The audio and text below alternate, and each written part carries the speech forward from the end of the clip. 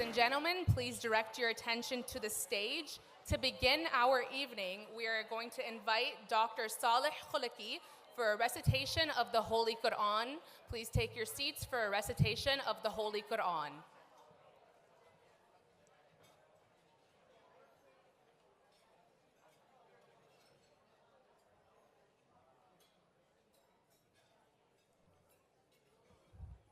Assalamu alaikum wa rahmatullahi wa barakatuh.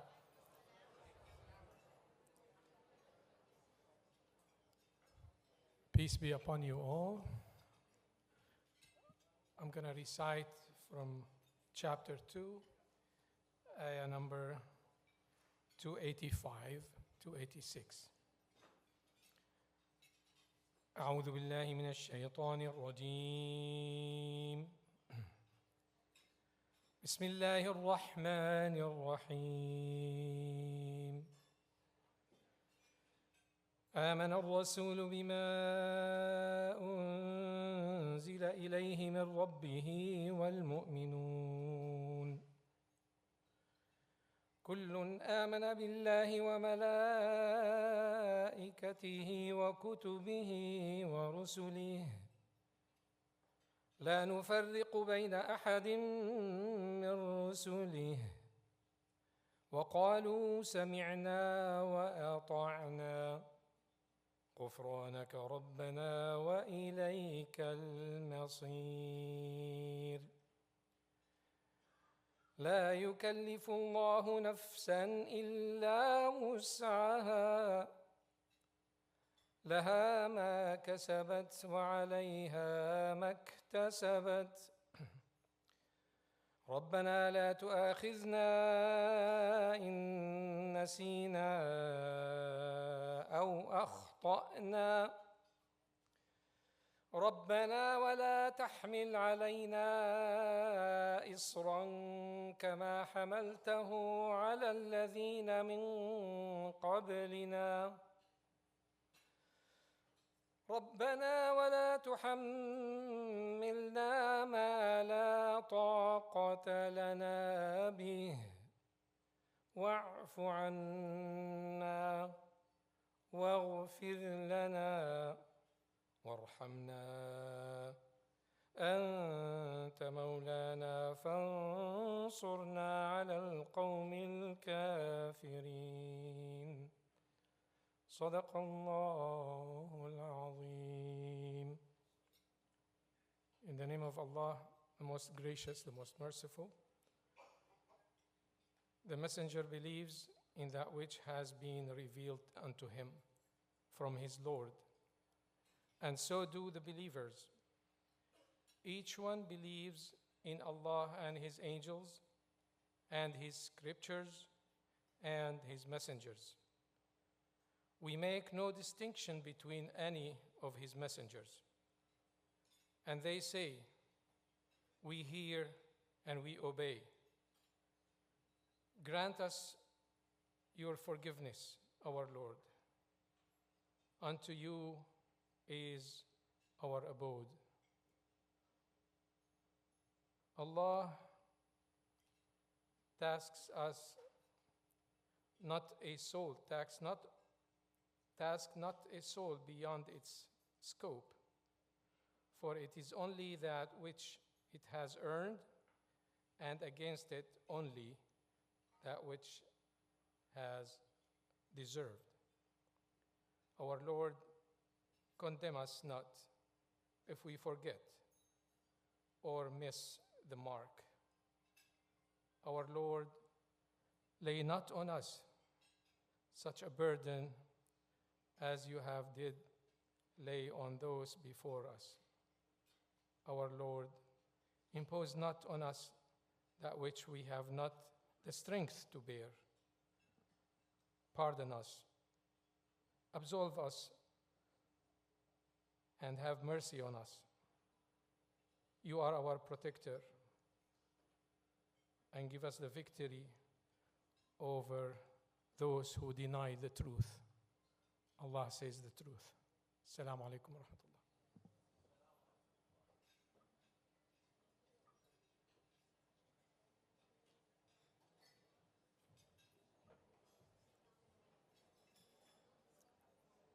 Thank you, Dr. Khulaki, for that beautiful recitation. Good evening once again, and welcome to tonight's program. My name is Dalia Taha, and I have the honor of leading MPAC's newly founded First Amendment Center. This evening marks a historic moment for the Muslim Public Affairs Council, a milestone in our growth, our reach, and our collective commitment to shaping a more just and inclusive America for American Muslims across this nation. We're so grateful to have you here with us tonight to celebrate this journey. Tonight's program brings together visionary leaders, change makers, and voices of courage, each helping to define what engagement, faith, and leadership look like in our time. We invite you to join us in that spirit as we move through this powerful evening together. Unfortunately, due to the government shutdown and resulting flight delays, Joy Reid could not be with us with the program tonight in person. However, she has sent a special message to share with you all. Please direct your attention to the screen for a special video.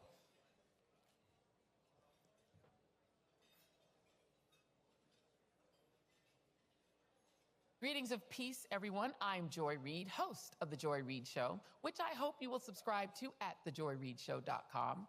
And as you can see, I am on this screen, meaning I am not there with you as your mistress of ceremonies due to circumstances beyond our control. And that makes me tremendously sad. It is in this especially historic time that I am extra proud to play a role in tonight's celebration of the important work MPAC is doing in policy and entertainment media advocacy. My deepest thanks to Senior Vice President of the Hollywood Bureau, Sue Obeidi, for inviting me to be part of this transformative event. When we first met at Muslim House at the Sundance Film Festival in Utah, my husband Jason and my first time attending. Congratulations also to Board Chair Safiya Gori, President Salam Al-Mariyati, and the entire board and staff of MPAC for the impact you're having in so many spaces, which you all will hear a lot about tonight. During our panel at Sundance, I learned about MPAC's pivotal role in helping to shape public policy while fighting for space for Muslim creators in Hollywood. We talked about the threats of censorship, fake news, and the stripping away of rights by an unconstitutional wave of toxic politics, as well as the importance of authentic storytelling in promoting cultural expression, dignity, belonging, and civic power. MPAC's work in Washington and in Hollywood is not just valuable, it's essential to ensuring that the emerging generation produces less fear and isolation and more Mamdanis.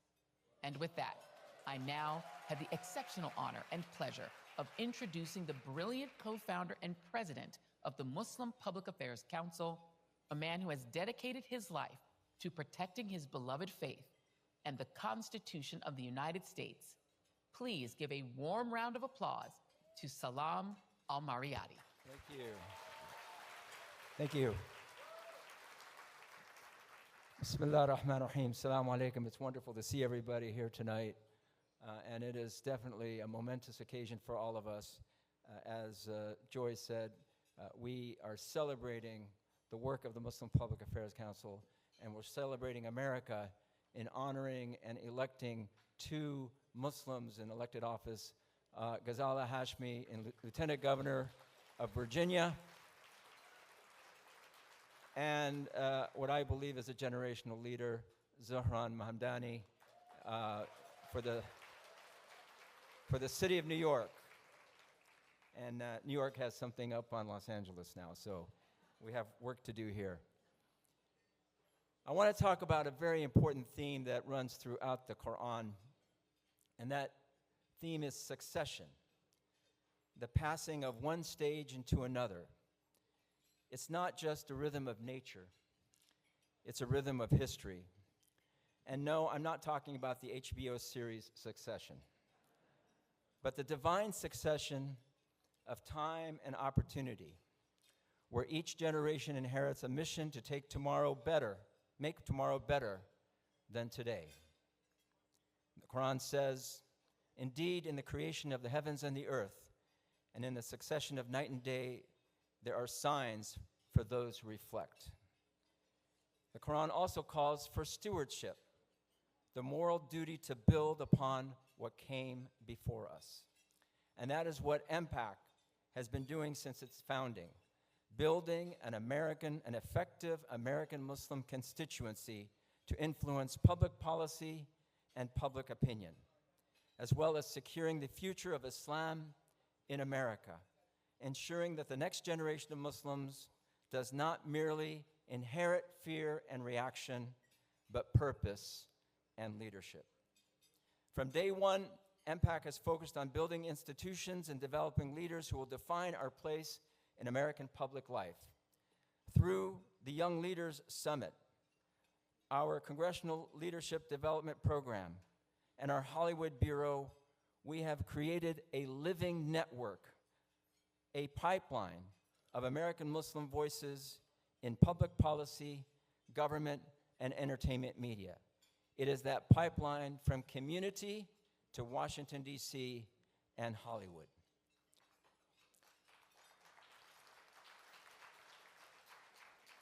These programs are not about representation for its own sake. They are about shaping decision-making and public opinion. They ensure that our community is not reacting to fear and division, but rather defining its contribution to America's moral and civic future. Because we are not guests in this country, we are stakeholders like every other American.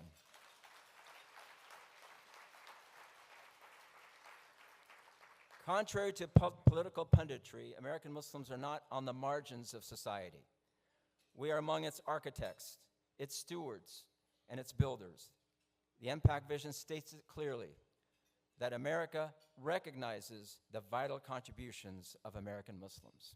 In other words, we are not outsiders perfecting our community, we are insiders helping perfect this imperfect union. We do this by drawing the shared values that are in our faith and in our nation's founding ideals, like liberty, equality, and justice. MPAC ensures that reactionary fear does not define the Muslims who are in this country. Instead, we are enriching American culture through proactive engagement and service for the common good. Our faith teaches it, our Constitution enshrines it, and MPAC lives it. Now, there are many challenges facing us today, and I'll give you one example.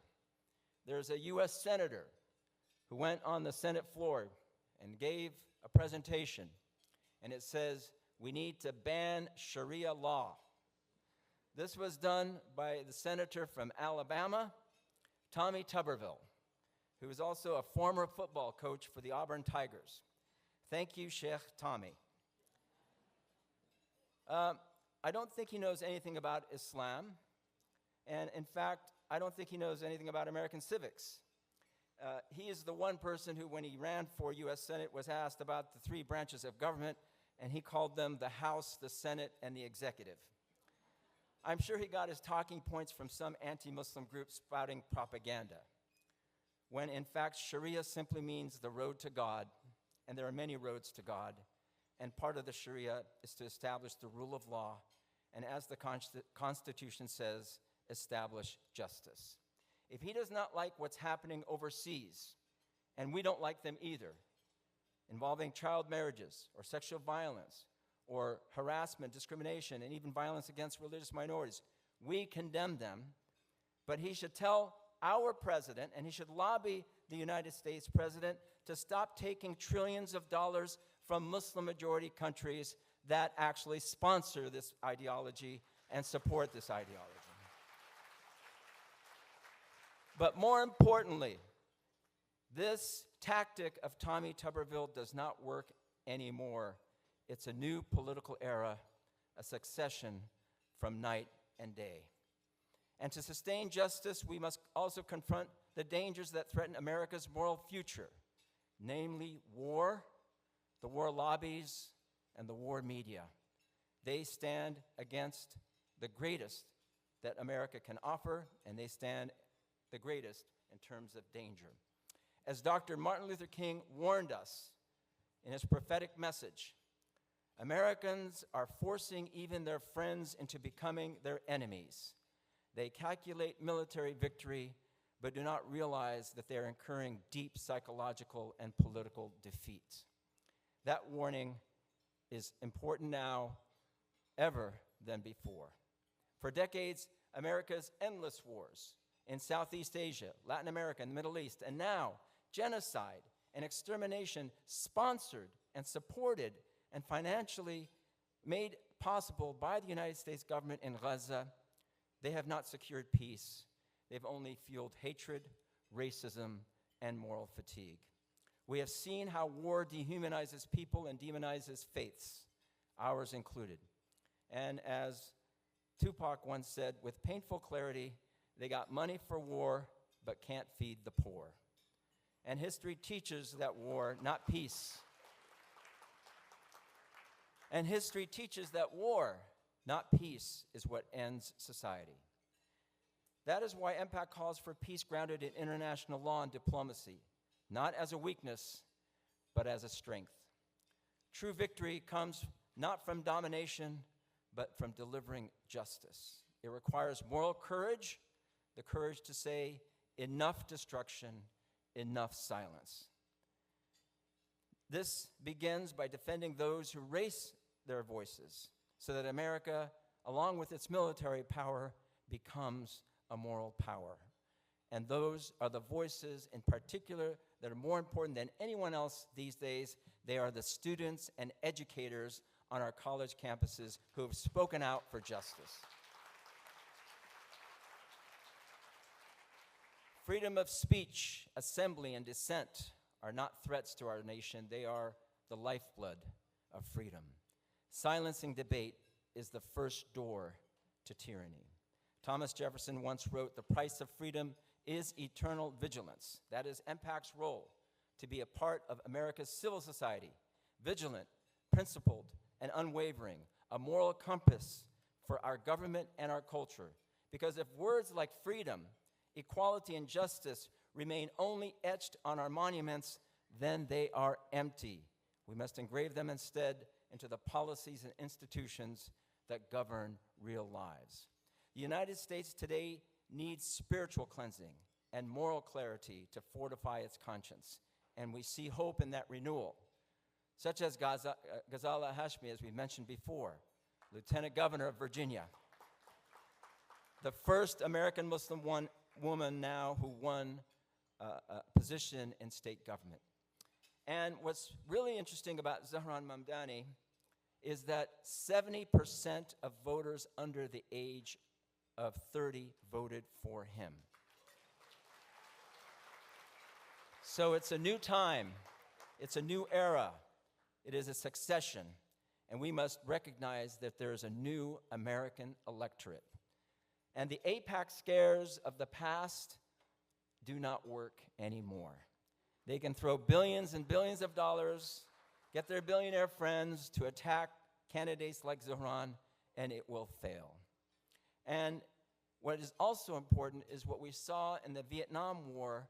The protest movement then transferred their energy and their efforts onto the political arena, and leaders of the anti-Vietnam War protests became leaders of American government in our Congress, in our cities, in our states. And the same thing is happening today. The pro-Palestinian movement has now entered the phase of electoral politics.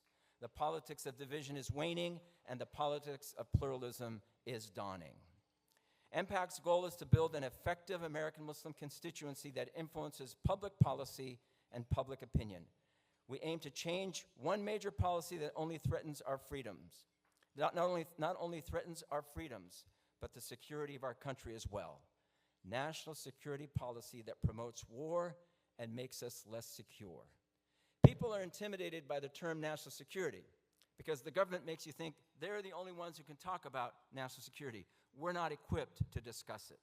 That is false. They used and invoked the internment of Japanese Americans and said it was done in the name of national security. And when the executive branch went to the Supreme Court justifying this internment in the famous Korematsu case, they won because they said they had to do it in the name of national security. We went to war in Iraq because our government lied about weapons of mass destructions, and Iraq's connection to 9/11 in the name of national security. If you oppose war out of your patriotic duty to save American lives and lives of Iraqis and Palestinians, lives of people in general, if you oppose war out of your patriotic duty, you are accused of sympathizing with terrorism. And yet, if you become a cheerleader for war, you are a national security and foreign policy expert. National security policy singles out Muslim extremism as the only threat to the interests of the United States. Not Hindu extremism that killed a dissident in Canada and tried to kill here in California. Not Jewish extremism, which supports genocide and encourages America to finance ethnic cleansing while becoming isolated from the rest of the world.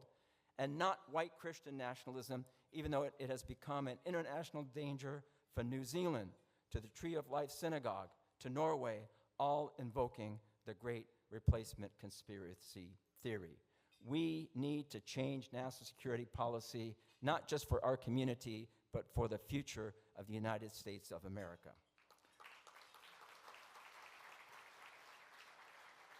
And we need specialists to walk the halls of Congress and engage the administration on thoughtful approaches to this change while educating the public and raising awareness of this major threat to our collective security. MPAC is designed to meet that challenge. But I ask you, in achieving change, you must hold us accountable to our core competencies. And they are three. The first is professionalism in our engagement with civil society through policy papers, forums, and advocacy for the common good. Second is allyship, which is organic and legitimate in coalition building. We work with groups like the NAACP to demilitarize the UC campuses, and J Street, the counter to APAC and others to oppose the anti-Semitism bill, which conflates anti-Semitism with anti-Zionism, as well as the bill intended to shut down nonprofit organizations. And we will work with Democrats and Republicans, left and right, the left and the right, to restore freedom of speech. Thirdly, our access to U.S. lawmakers will continue to thrive. This year, we're honoring Senator Chris Van Hollen and Congressman Ro Khanna in Washington, D.C. on December 2nd for Empowering Voices. MPAC is building a mechanism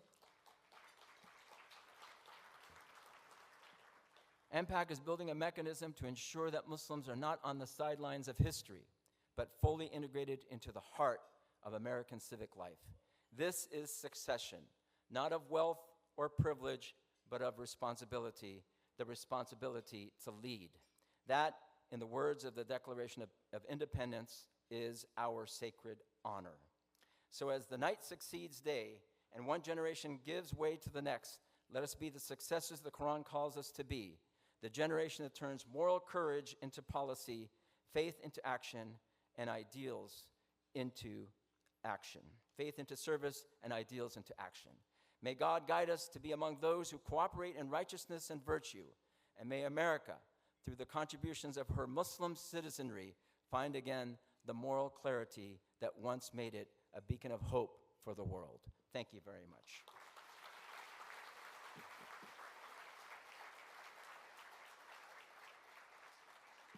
And now we want to highlight our work, both in Hollywood and policy.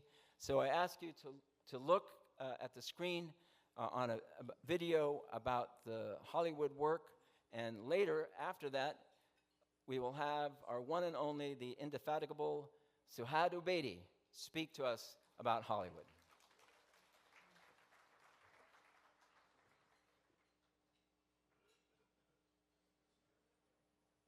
Next, the roiling debate over how Muslims are perceived in America. Is there a Muslim problem in the world? Well, there is a Muslim problem, absolutely. You just have to turn on your television set. For decades, Muslims on screen were reduced to fear and stereotypes. These images didn't stay on the screen. They shaped classrooms, workplaces, communities, and policies. They shaped how the world saw us and how we saw ourselves. Today, with division deeper than ever, the stories told about us are a matter of life and death. MPAC is the only American Muslim organization proactively working at the intersection of entertainment, media, and public policy. And is pushing the culture forward is very important, so we love you, MPAC. Thank you so much for everything that you do. Assalamu alaikum. My name is Mustafa Naik. I'm a writer, director, and a 2024 recipient of the Muslim List by the Blacklist in partnership with MPAC Hollywood Bureau. I'm honored to share with you the work of MPAC Hollywood Bureau, an organization reshaping how Islam and Muslims are portrayed in entertainment media. They do this by cultivating talent, advancing authentic storytelling, and sharing thought leadership with the entertainment industry. Through their engagement, they partner with studios and networks to reshape scripts before they reach the screen. Through their development programs, they train and elevate Muslim screenwriters. Through their toolkits, presentations, and the Muslim House programming at festivals like Sundance, South by Southwest, and Tribeca, they educate and influence hundreds of executives and creatives about Islam and Muslims. None of this would have been possible without every script they've influenced, every Muslim storyteller they've launched into Hollywood, and every executive they've engaged and educated. It all happened because of your support. Without you, this growth and influence would not have been possible. The work MPAC Hollywood Bureau does is for you and for generations to come. Imagine the next generation growing up seeing themselves not as outsiders, but as heroes, leaders, and dreamers. That's the future your support is making possible today. Change is slow, but certain when we strive with faith, perseverance, and action. This is more than entertainment. This is a movement. And with you by our side, we will keep moving forward until our stories are no longer the exception, but the expectation. We are honored to be fighting the good fight with you. By working together, the fight will be won because we will not be denied the inclusion and equity we all deserve.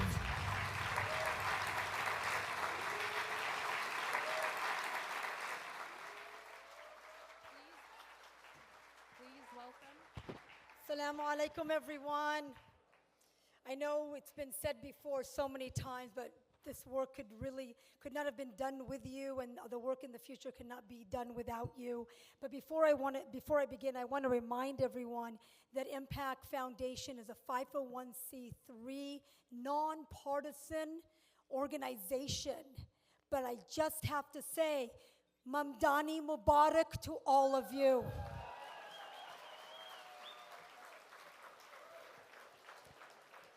I don't want to reiterate what the MPAC Hollywood Bureau does, but I want to tell you and use my time why it's so important for me personally. When we say our work is about shaping Muslim narratives that move the world, it's not just a slogan on the mugs on your table. It's a responsibility we carry for Muslim children who are growing up in these tumultuous times and who are not even born yet.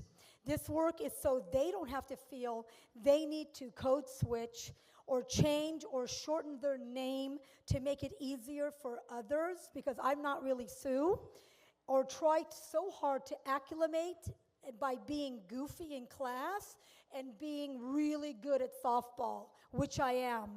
While we will always keep striving, because the work is never really ever going to be done.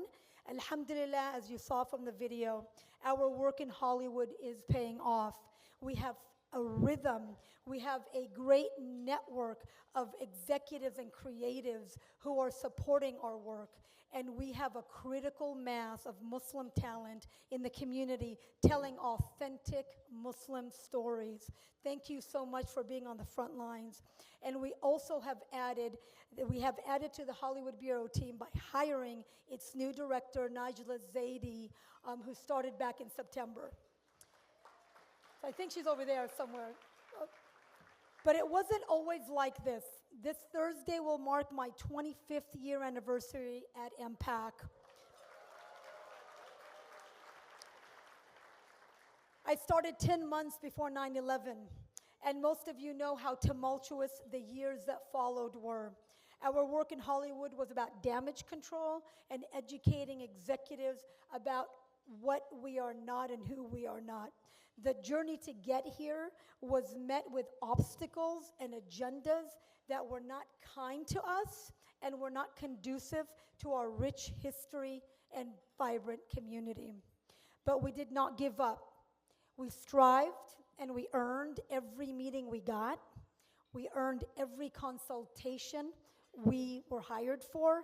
And through our programs, we took every opportunity to help Muslims get their opportunity. We engaged everyone we could to get in the door so we can tell them who we are. And it is working. One such relationship is with Film Independent, an organization that champions independent storytelling in film and television. This relationship began 15 years ago by us asking them to be part of our Hollywood Summit, which they graciously accepted. This program brought emerging storytellers in a room to help them get career advice. Now we have an artist development fellowship with Film Independent where mid-level writers, producers, and directors get to work and learn from proven entertainment industry professionals. And tonight, we have the president of Film Independent herself, Brenda Robinson, to say a few words about the work of the Hollywood Bureau and what it means to narrative and societal change. Please help me welcome the president of Film Independent, Brenda Robinson.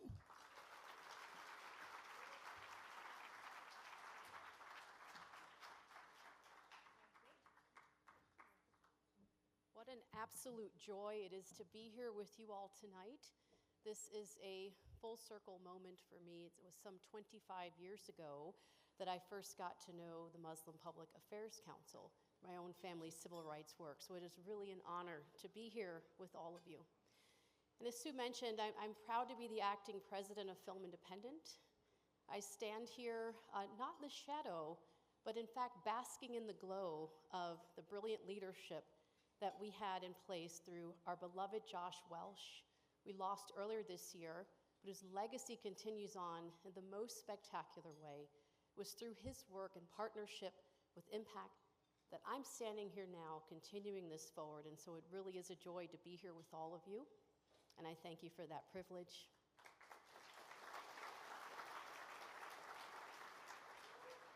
I'm also deeply honored to be joined here tonight by our current acting board chair, Eric Darbeloff, co-founder of Roadside Attractions. Eric and his company are single-handedly keeping the distribution business alive in the industry by giving worthy stories a home. I'm so excited to be here to represent the partnership that we have at Film Independent and just to offer praise for the great work that MPAC does, continuing to create a pipeline of opportunity and access for American Muslim storytellers. And I have to say that this work is something that is so valuable to us at Film Independent because we too believe in taking every step to create a culture of inclusion across the industry. To us, every voice matters, especially at a time like this where people are being silenced, not giving the space to actually speak, to be heard, to be represented in the media. And so we're very committed to that. I stand here today as your friend, your supporter, your ally. We have much work to do, and God willing, we will get this done together. So, thank you. Know that we will be here with you always, linking arms, walking alongside you to create the change that we want to see in this industry, so that all of us continue to have a place at this table. Thank you so much.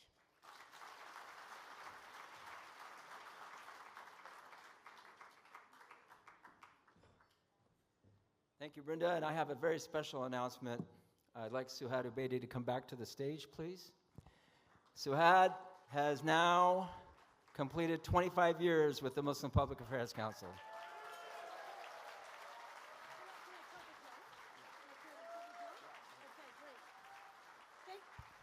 Thank you so much. Honestly, it's the pleasure of my life.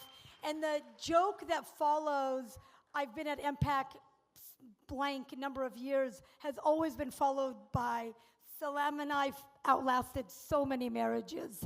Thank you. Thank you. This is so cool. Thank you. This is so cool. Let's get that. Oh. Thank you. And now I want to introduce somebody who has returned. He's done Toba. He was with MPAC some years back, spent time in the U.S. government, figured out he needs to come back to MPAC. Haris Tareen is the Vice President of Policy and Programming at MPAC. Prior to resigning from the Biden administration due to its response to October 7th, he served as Senior Policy Advisor to the Secretary of Homeland Security. Before that role, he served as the Senior Director of DHS's Office of Partnership and Engagement, where he worked with civil society groups, local and state law enforcement agencies, tech sector executives, industry leaders, and academia to develop public-private partnership for some of our nation's most pressing challenges. He was also Chief of Staff of Operation Allies, Welcome, which President Biden established after the withdrawal from Afghanistan on the fall of Kabul in August 2021. Haris led the civilian, interagency, and multinational response to evacuating and resettling thousands of people, the largest resettlement program in America's history. Haris is a fellow at the University of Virginia Sorensen Political Center. He is co-author of Rethinking the Red Line, Free Speech, Religious Freedom, and Social Change. Please welcome Haris Tareen.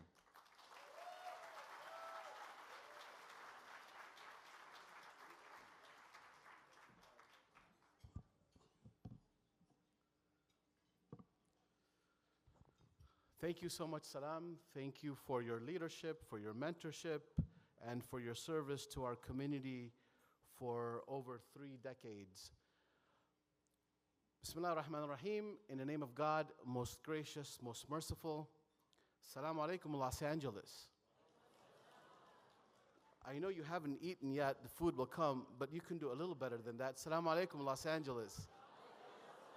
That's the LA spirit. I love it. It's good to be home. And again, Mamdani Mubarak to you all. I actually want to start tonight with a quote used by Mayor-elect Mamdani in his victory speech last week.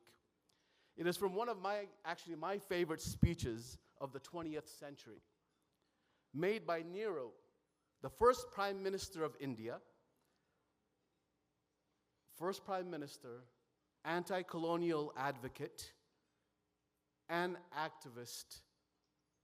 Nehru, in his speech entitled A Tryst with Destiny, said, "A moment comes which comes but rarely in history, when we step out of our old to new, when an age ends, and when the soul of a nation long suppressed finds utterance. The ambition of the greatest men of our generation has been to wipe every tear from every eye. That may be beyond us, but so long as there are tears and suffering, so long our work will not be over. And so we have to labor, and we have to work, and work hard to give reality to our dreams." My dear brothers and sisters, over the past 2 years, too many tears have been shed. Too much suffering has been endured. The people of Gaza, nay, the brave people of Gaza, shed tears and suffered immense suffering. So I propose to you, to us, to we as Americans must work hard, must labor, so that never again we see another genocide.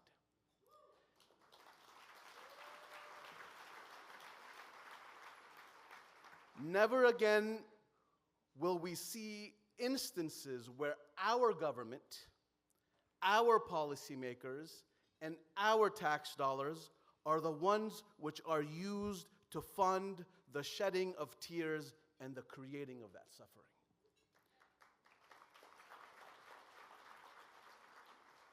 If any lesson is to be learned from the sacrifices of the people of Gaza, it's that our collective resources, our collective talents, our collective energy, and our collective institutions our collective institutions must be reimagined to ensure that never again will we see another genocide, and never again will we allow Islamophobia to fuel the fire of genocide. And most importantly of all, never again will we remain powerless to change the direction of our nation when it needs a moral compass. That is why we at the Muslim Public Affairs Council went back to the drawing board this past year. And we said to ourselves that what we had been doing needs to change. How much money we had raised needs to change. How we conducted our advocacy actually needs to change to meet this moment. If we, as the collective American Muslim communities, cannot change now, then we will never be able to heed the Quranic mandate of justice, mercy, and compassion. So I want to share with you tonight how we at MPAC are rising to the occasion. How we have restructured our institution to meet the moment, and how we plan to use our money and your money, our talents and your talents, our blessings and your blessings that are given by God to rise to this occasion, and to develop the community power to respond to the call we just talked about.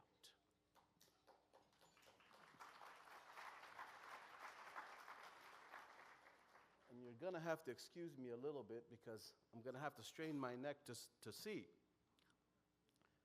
But I think we can do this. So as I said, we went back to the drawing table and we looked at the challenges that our community is facing. Are we good? The clicker isn't clicking. Is it clicking now? Awesome. That's great. All right.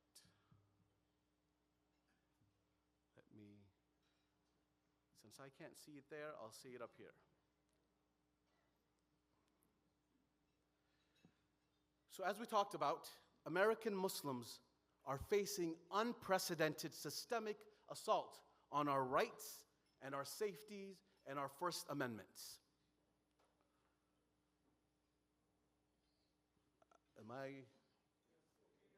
Am I good? Nice, okay. Unprecedented institutional Islamophobia that is actually worse than what happened after 9/11. Financial sectors weaponized against us, legal sectors weaponized against us, and the arm of the national security state weaponized not only against us, but against our children on college campuses. Attacks on the students and the education system. Unprecedented amounts of arrests, intimidation, and bullying of our students by not only fellow students, by administrators, by financial institutions, and by law enforcement agencies. And the rise of the digital threat, the social media and tech convergence with the national security state to dox our children, to go after them, to fire them from jobs, and to suspend them from their schools. We've seen an unprecedented amount of attacks on our communities.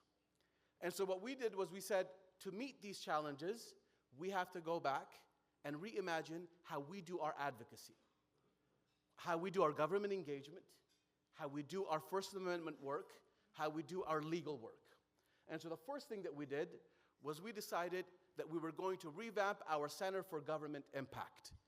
And that's been what we've been doing over the past year. Our government engagement now is targeted. The first thing that we've done is focused on Congress, analyzing and tracking legislation.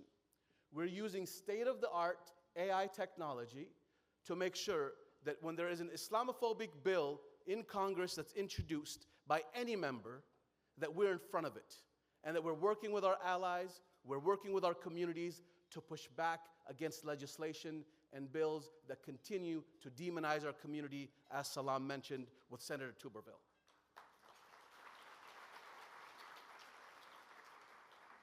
But we can't do that alone. There's not enough of us, and we don't have the resources to do it alone. So what we're doing is building strategic coalitions to go after this type of Islamophobic rhetoric and legislation. Just in this past 8 months, we've partnered with the NAACP, with the Leadership Conference, with J Street, with immigration rights groups, to make sure that our work on Capitol Hill is not done just by us, but is done in coalition with people who we need to make sure are on our side.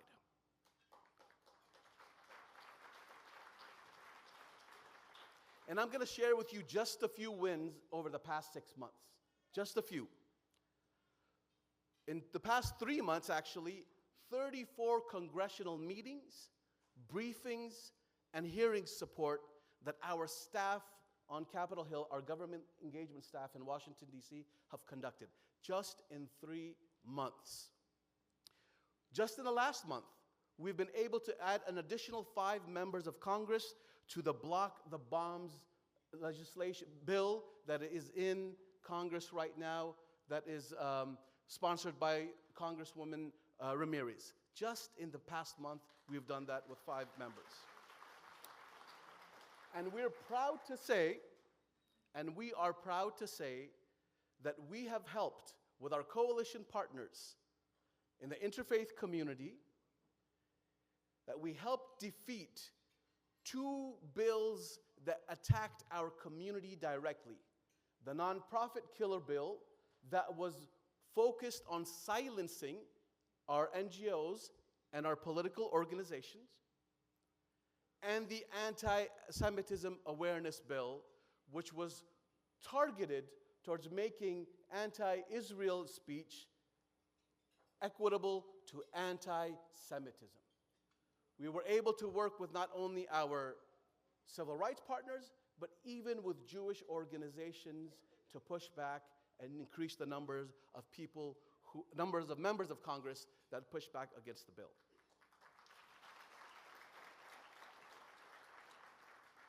And lastly, we have been working closely with Senator Bernie Sanders and Senator Chris Van Hollen. That's right. To increase the number of co-sponsors of their joint resolution for disapproval to stop sending weapons to the state of Israel.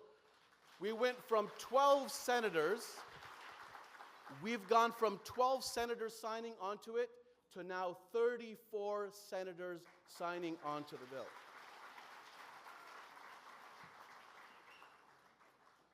And not only are we doing the work now, but we're building a pipeline of people to continue to do that work in the future. Our Congressional Leadership Development Program, one of the crown jewels of our organization and our work.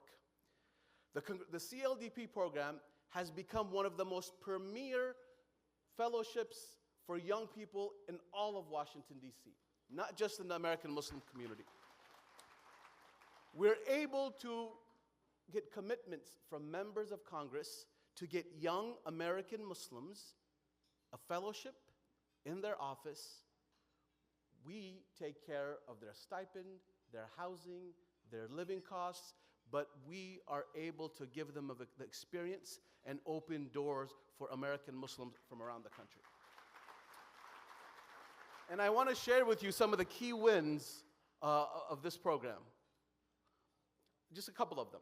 We've been able to place, in the past couple of years, 39 different offices and committees on Capitol Hill with young American Muslim fellows. Thousands of applications that we get from the country every year.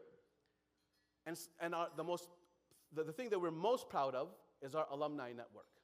This young man, Shamus Malik, our CLDP fellow, is now the mayor of Akron, Ohio.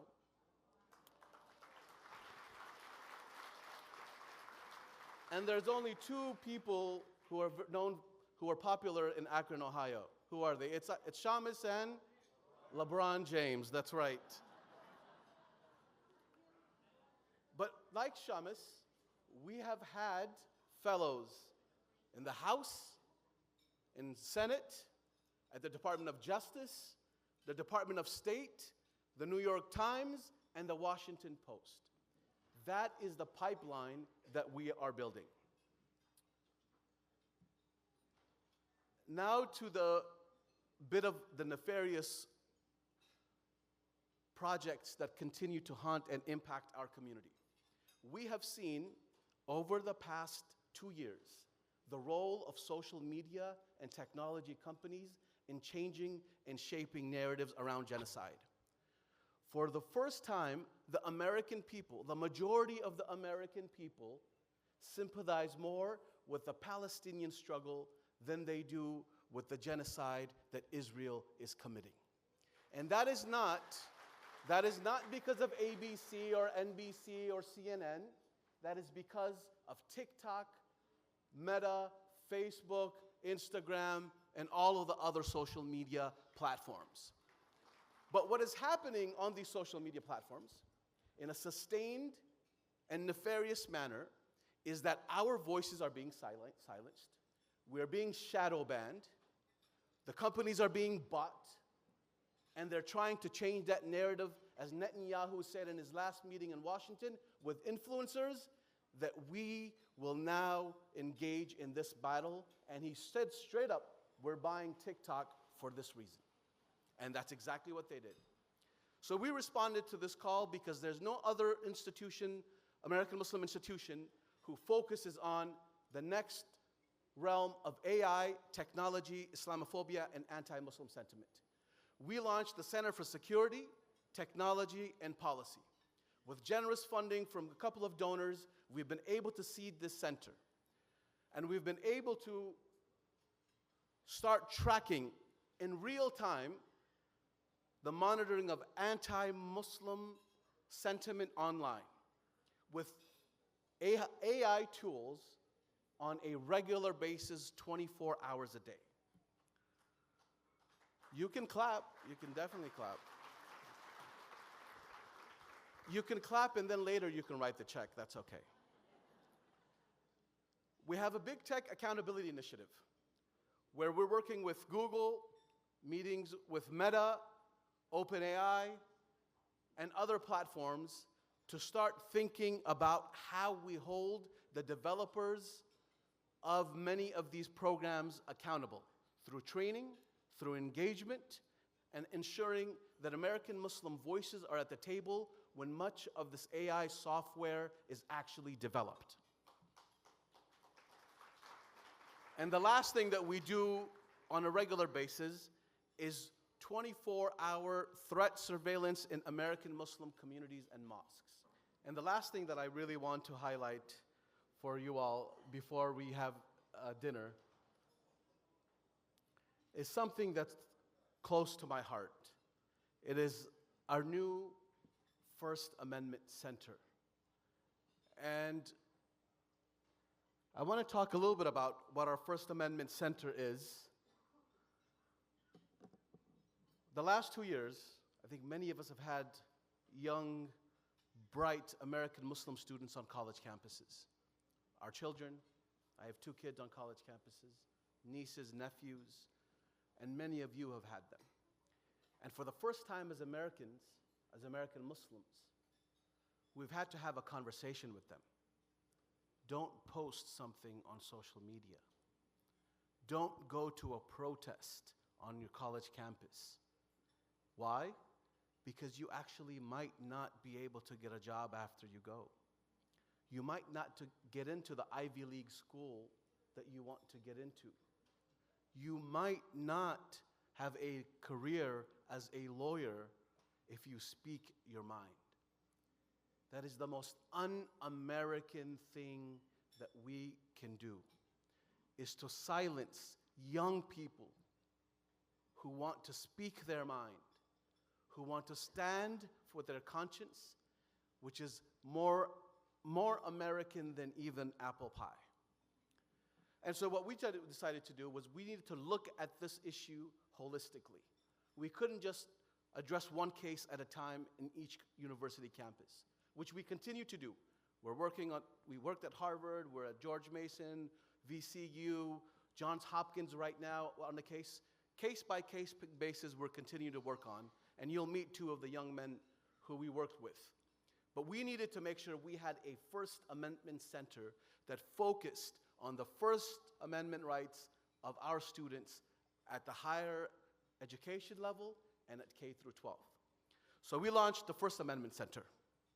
And the focus of this center is to holistically address this issue through engagement with administrations, through training, through legal action, through public advocacy, and also through research.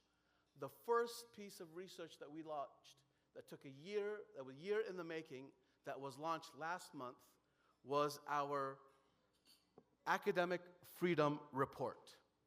This is a report card of the 20 top universities in the United States, a detailed 104-page report detailing every single incident, grading them, and also creating a Rate My Professor type of website that will focus on students being able to address their concerns on the website, and you being able to go to the website and looking at the score that these universities receive on their First Amendment and civil rights issues. The second thing that we focused on is, of course, individual cases. Many of you probably know, UC Berkeley shared the personal information of hundreds of students with the federal government, the FBI, and the Department of Homeland Security because of their First Amendment action on campuses. And we have been working on this case for over 3 months now, working with the governor's office, working with Congresswoman Latifah Simon, an American Muslim woman, Congresswoman, with her and with the governor to make sure that they investigate what is happening and what happened at Berkeley so no other UC school does this again. And just 2 weeks ago, Governor Newsom launched an independent investigation into what took place at Berkeley, and we're continuing to work on this case. But the case that I want to highlight, and the two individuals that I want to bring up in a second, is this case that we've been working on for almost a year now. Two bright young people at Harvard, one at Harvard Law School and one at Harvard Divinity School. Young people of conscience were standing as justice and peace officers between two different protest groups. And they wanted to keep the two groups separate so that violence would not erupt. Unfortunately, one of the agitator sides, of course, agitated and physically assaulted these two young men. But that individual was not arrested. These two individuals were arrested. And the district attorney in Boston brought 3 different assault cases against these two young men. And if they would have been convicted, not only would their legal careers would have been over, but also any other project that they would have done would have been impacted. And so MPAC got involved over 8 months ago and worked quietly with the administration, with the district attorney's office, with social media influencers, and with these two young men. And just a couple of months ago, the district attorney dropped all 3 cases.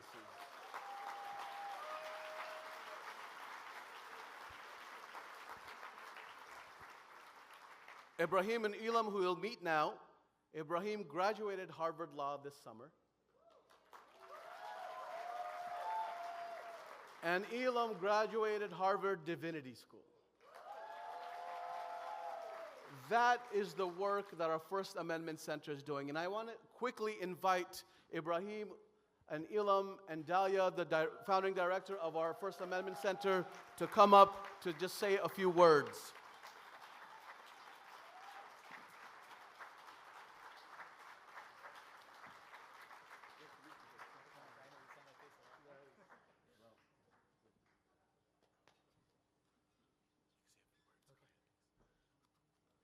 Assalamu alaikum, everyone.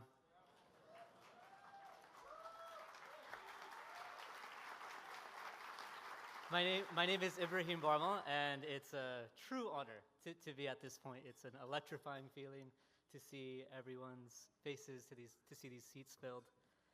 It's been a long journey. Haris gave a summary in a sentence of 18 months of what Elam and I have gone through.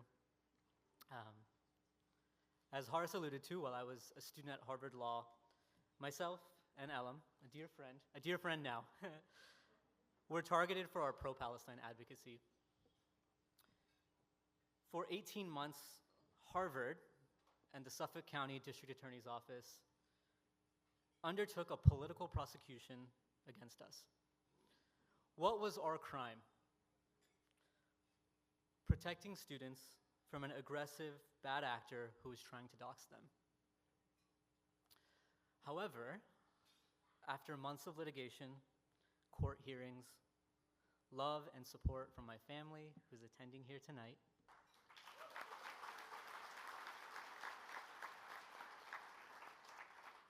and an advocacy campaign started and championed by MPAC, our charges were dismissed last July.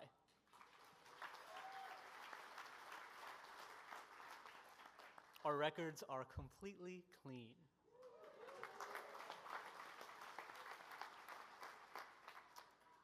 I wanted to give you a few words on what it's like to be a student organizer at a place like Harvard. Being a student organizer for Palestine, it's a bit of a balancing act, particularly at a place as quote, prestigious as Harvard. It's a balancing act because we intend to use our privilege and our platform to keep the discourse focused on Palestine. But because of that very privilege and that platform, we often have targets placed on our backs.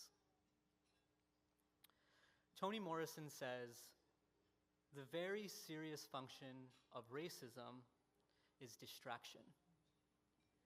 It keeps you from doing your work. That is indeed true for the Zionist, Islamophobic, anti-Palestinian, and racist forces that have conspired against our communities. The doxing, the double standards between Islamophobia and anti-Semitism, the obsession with privileged places like Harvard, they are all distractions.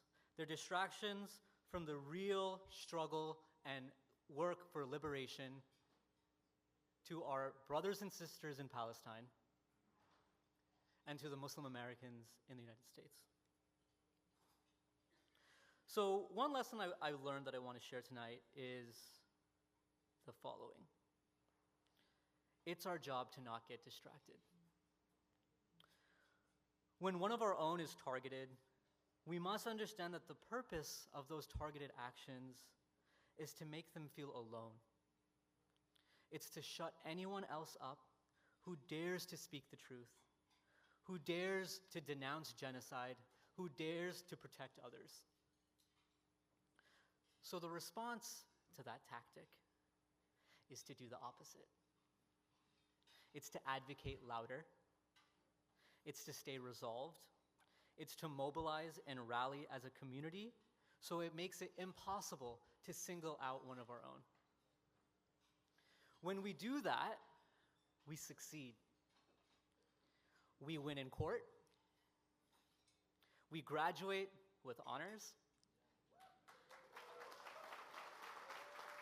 We receive our dream jobs in advocacy as an immigration lawyer here in Orange County. And as of 2 days ago, we passed the California bar.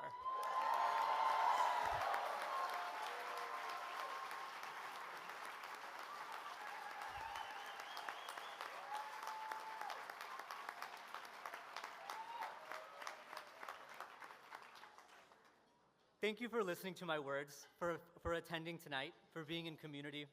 I hope we can all work together to stay focused, to not get distracted, and to continue this important work. Thank you, and Free Palestine.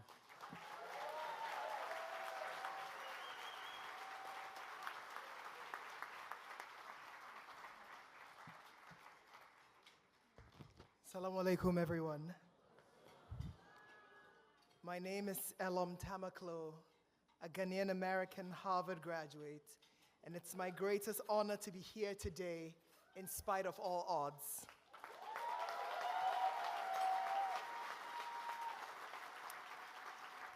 I stand in the Black freedom tradition of Harriet Tubman, Brother Malcolm X, and Nelson Mandela, who emphasize that none of us is free until all of us is free.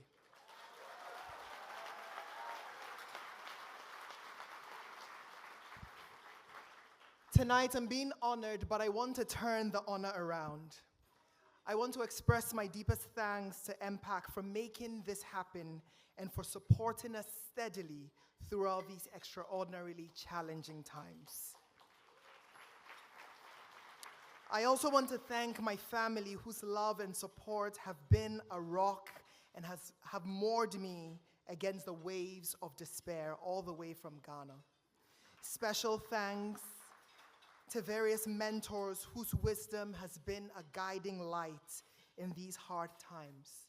I want to give a special shout out to students everywhere whose stories may not be told, whose names may not be known, all around the world, who have showed us that costly solidarity is the only path to true change. Thank you all.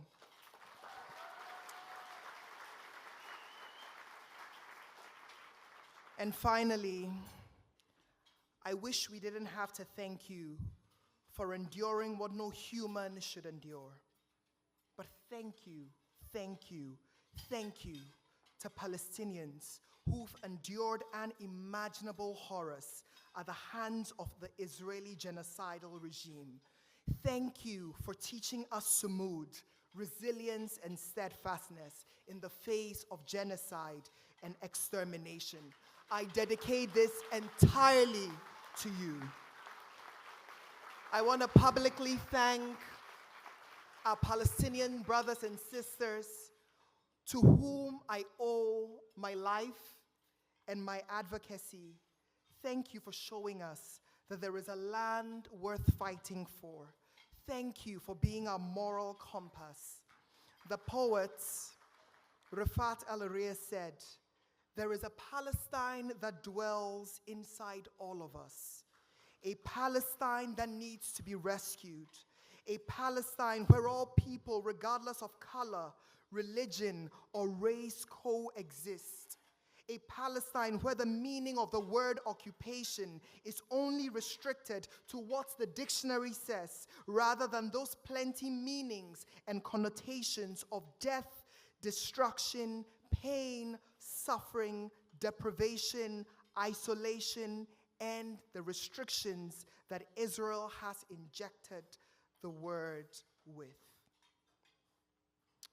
And finally, in the words of one of my mentors, Asata Shakur, I want to say, friends, it is our duty to fight for our freedom.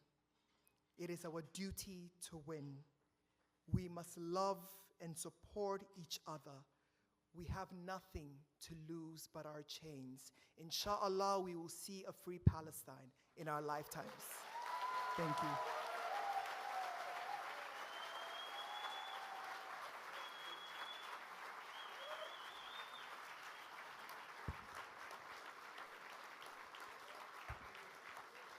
And finally, I want to thank the director of our First Amendment Center, our very own Dalia Taha, who led the campaign. Hello, Dalia. Dalia has led this campaign and is working on multiple campuses doing the same thing that she did at Harvard with these two amazing young men. And it takes a lot out of you to deal with the difficulties and the emotional strife that these young people are going to. So thank you, Dalia, for everything that you do.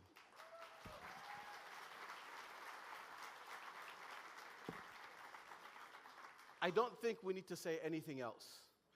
Everything has been said, and the words of these two amazing human beings that stood firm to protect not only their own First Amendment rights and their legal rights, but for all of us and all of our children.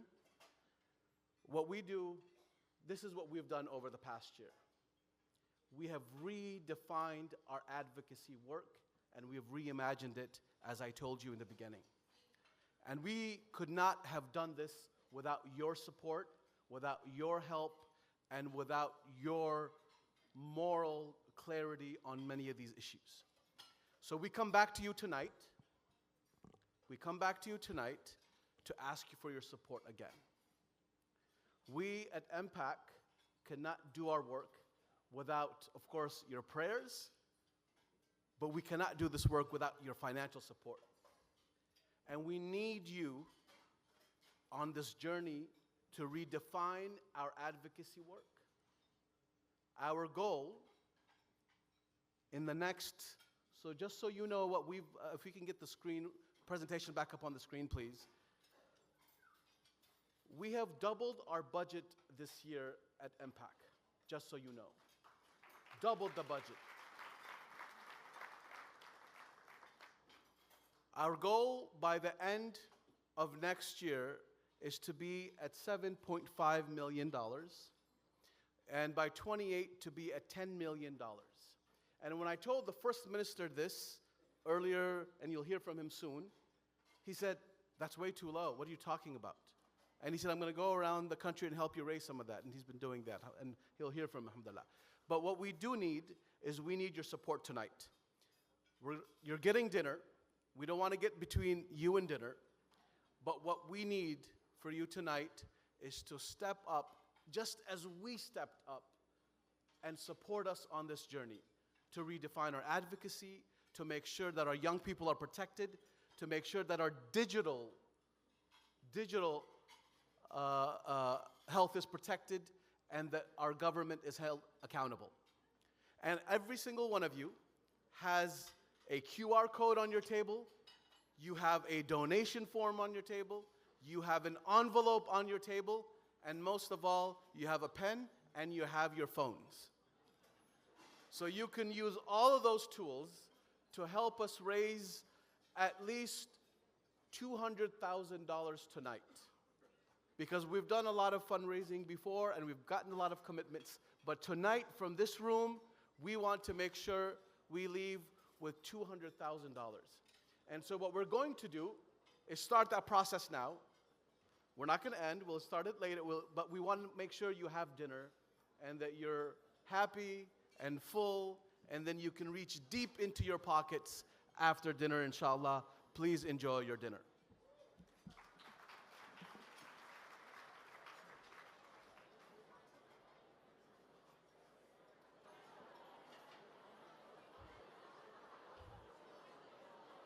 Clap once if you can hear me. Clap twice if you can hear me. I feel like I'm back in the classroom teaching middle schoolers.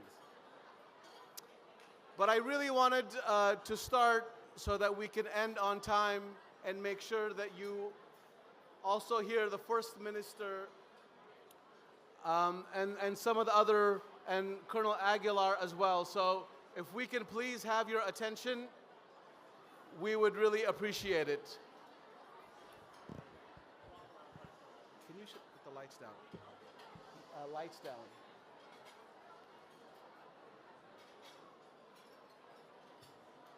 I wanted to introduce a special presentation that we have in memory of one of our wonderful brothers, someone who has been an ally, who was an ally for justice, civil rights, and equity in the city of Los Angeles. A brother that we lost this year. Someone who had been with us in the trenches and also in the boardrooms, and has been an amazing and was an amazing organizer. I met Omar Hakim 16 years ago, and we lost him this year. And we mourn that loss at MPAC on a daily basis because his contributions to the organization and to the American Muslim community was immense. And so we have a video tribute to the life of Omar Hakim, one of our dear brothers.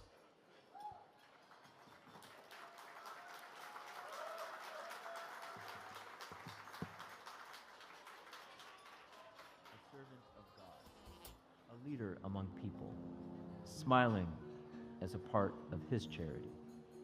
He followed entrepreneurial ambitions for the betterment of community. He worked on MPAC's human security program to provide freedom to the people as part of our collective security. Freedom of worship, freedom of expression, freedom from fear, and freedom from want. His work was recognized by the city of Los Angeles, but he never forgot his community. In fact, he believed power can only be attained through community. A perpetual thinker, reflecting on our challenges and opportunities. He made it to Mecca this year, calling on God just before God called him back. Omar believed that God has a plan for everything, and our task is to read his signs in the Quran and throughout life to comply with God's will. He believed in strong family. He believed in laughter, enjoying Hajj simulation with kids, being a pilot for our lives.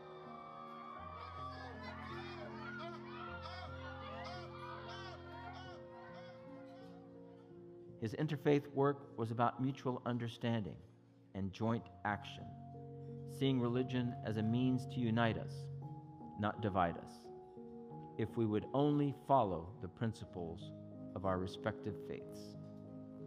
Omar inspired us to be the better part of ourselves, inspiring us for change, first by purifying our hearts, clearing our minds, and remaining steadfast. God does not change the condition of a people until they change what is in themselves. He changed conditions by offering hope and creating possibilities, for denying hope is denying God. He gave hope to his children, to his family, to his community, and to society. Omar Hakim, 1970 to 2025. We enjoyed the time you had with all of us. We love you. We miss you. A servant of the people, a servant of God. He lived the true meaning of leadership, service. Until we meet again, Brother Omar, when God wills. To God we belong, and to him we shall all return.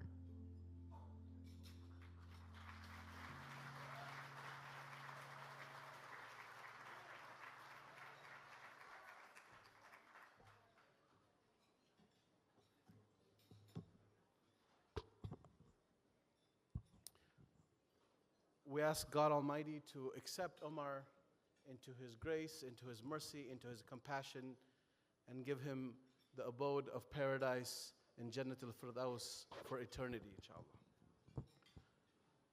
I would like to see some beautiful faces, if that's possible, if you want to turn the lights on.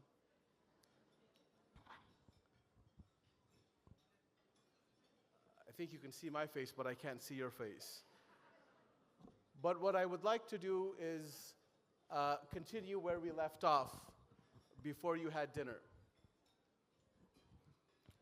Are you trying not to turn the lights off so I can't ask people for money? That's much better. Thank you. Thank you so much. Now they're just messing with me. That's not right. Now they're just messing with me. So I do want to end off, I want to start where we ended off. And that is, I want to see if we can ask you for your continued support. Many of you have been legacy supporters of this organization. You've given this organization for many, many years. And that investment has paid off. But what you saw tonight, and we hope what you saw tonight inspired you. The story of Ibrahim and Elam, and our work in the First Amendment Center, and our work in the Center for Security, Technology, and Policy, we hope that you will invest in that. And so what I'm going to briefly do, because it wouldn't be an American Muslim gala dinner if someone didn't ask you for a specific amount, right? Now they've tasked me with this, so I would like you to make it easy on me. All right, not on yourself, but please make it easy on me. And so I'm just gonna start with $30,000. I would like a couple of hands, or at least one hand, of someone who was inspired enough by what we saw to start with $30,000 and invest in the work that we have been doing to build a state-of-the-art organization that responds to our current challenges today. Oh, we have our first 30. Thank you so much, Muhammad. Thank you to this person who would like to remain anonymous. Can we get a second $30,000 from the audience that would match this? And then we can move on. Someone who was so inspired by the work that we had been doing that they feel strong enough to ensure that our work continues beyond what we've been able to do today. All right, I'm going to move on because I want to get the First Minister here to speak to you all soon. Do we have anyone who would give $25,000? Any hands that would do $25,000 to support our work? And you can also identify the specific center that you would like your contribution to go to. If it's the First Amendment Center to support students, or if it's for the Center for Security, Technology, and Policy to support the work of preventing hate online, or of course our work in government engagement. Do I have the first $25,000? Thank you so much, Muhammad. We have our first $25,000. Thank you so much. Do we have a second $25,000? Just to top it off at 50. Right? If we top it off at 50, do we have a second $25,000 that we can raise from the floor to commit to one of our centers or to the organization? You saw firsthand the impact that our work had on young people, whether they be the mayor of Akron, Ohio, whether they be young students whose First Amendment rights were impacted by outside groups targeting them on college campuses, or the many young people who've actually gone through our illustrious program. Do we have a second $25,000? Oh, you're the money man. You keep bringing it in. Thank you so much, Muhammad. I appreciate it. And so I'm going to move quickly. I'm going to go to $10,000. I'm going to skip the other stuff.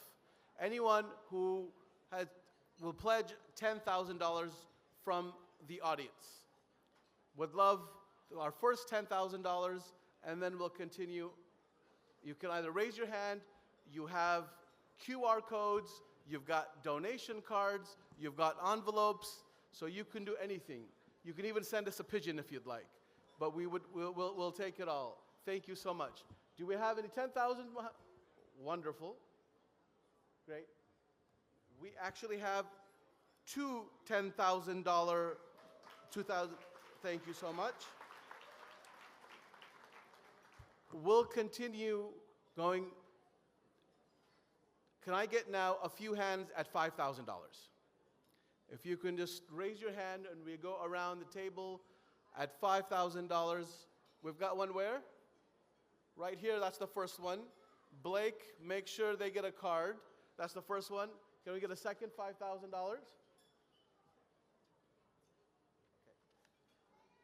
Can we get a second $5,000? Oh, we have a second one here. There's a third one here. Thank you. We have a third and a fourth. And thank you for the reminder, Fayaz.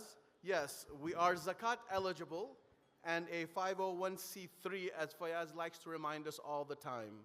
And we are zakat eligible. So we could continue to support our CLDP program. Any more $5,000? We got one more. That's great. So we're at 5. We'll stop there. Another one at 5, right over there. Back there, I think that's table 28. Thank you so much. I will stop here because I want to move the program along. But what I want to do is we've got like 60 tables here. I think we've got like 60 or 65 tables. I'm going to ask for each table for one hand that will do $1,000. And we'll go, there we go, that's one there.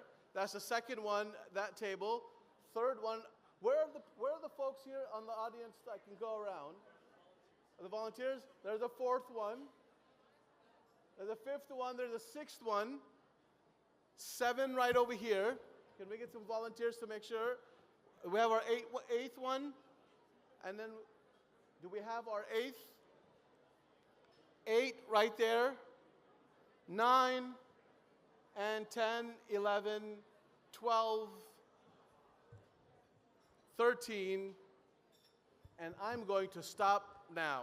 So thank you so much. We look forward to the rest of the program, and we always thank you for your support, and may God bless all of you all.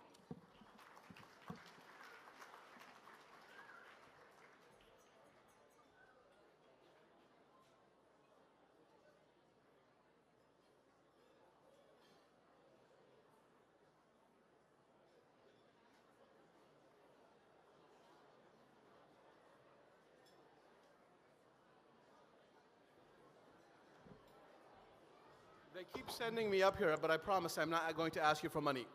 I want to now move to the rest of our program, and I want to welcome our Vice President for Operations and Administration, Rebecca Husseini, who leads the work. Yes, a round of applause, please.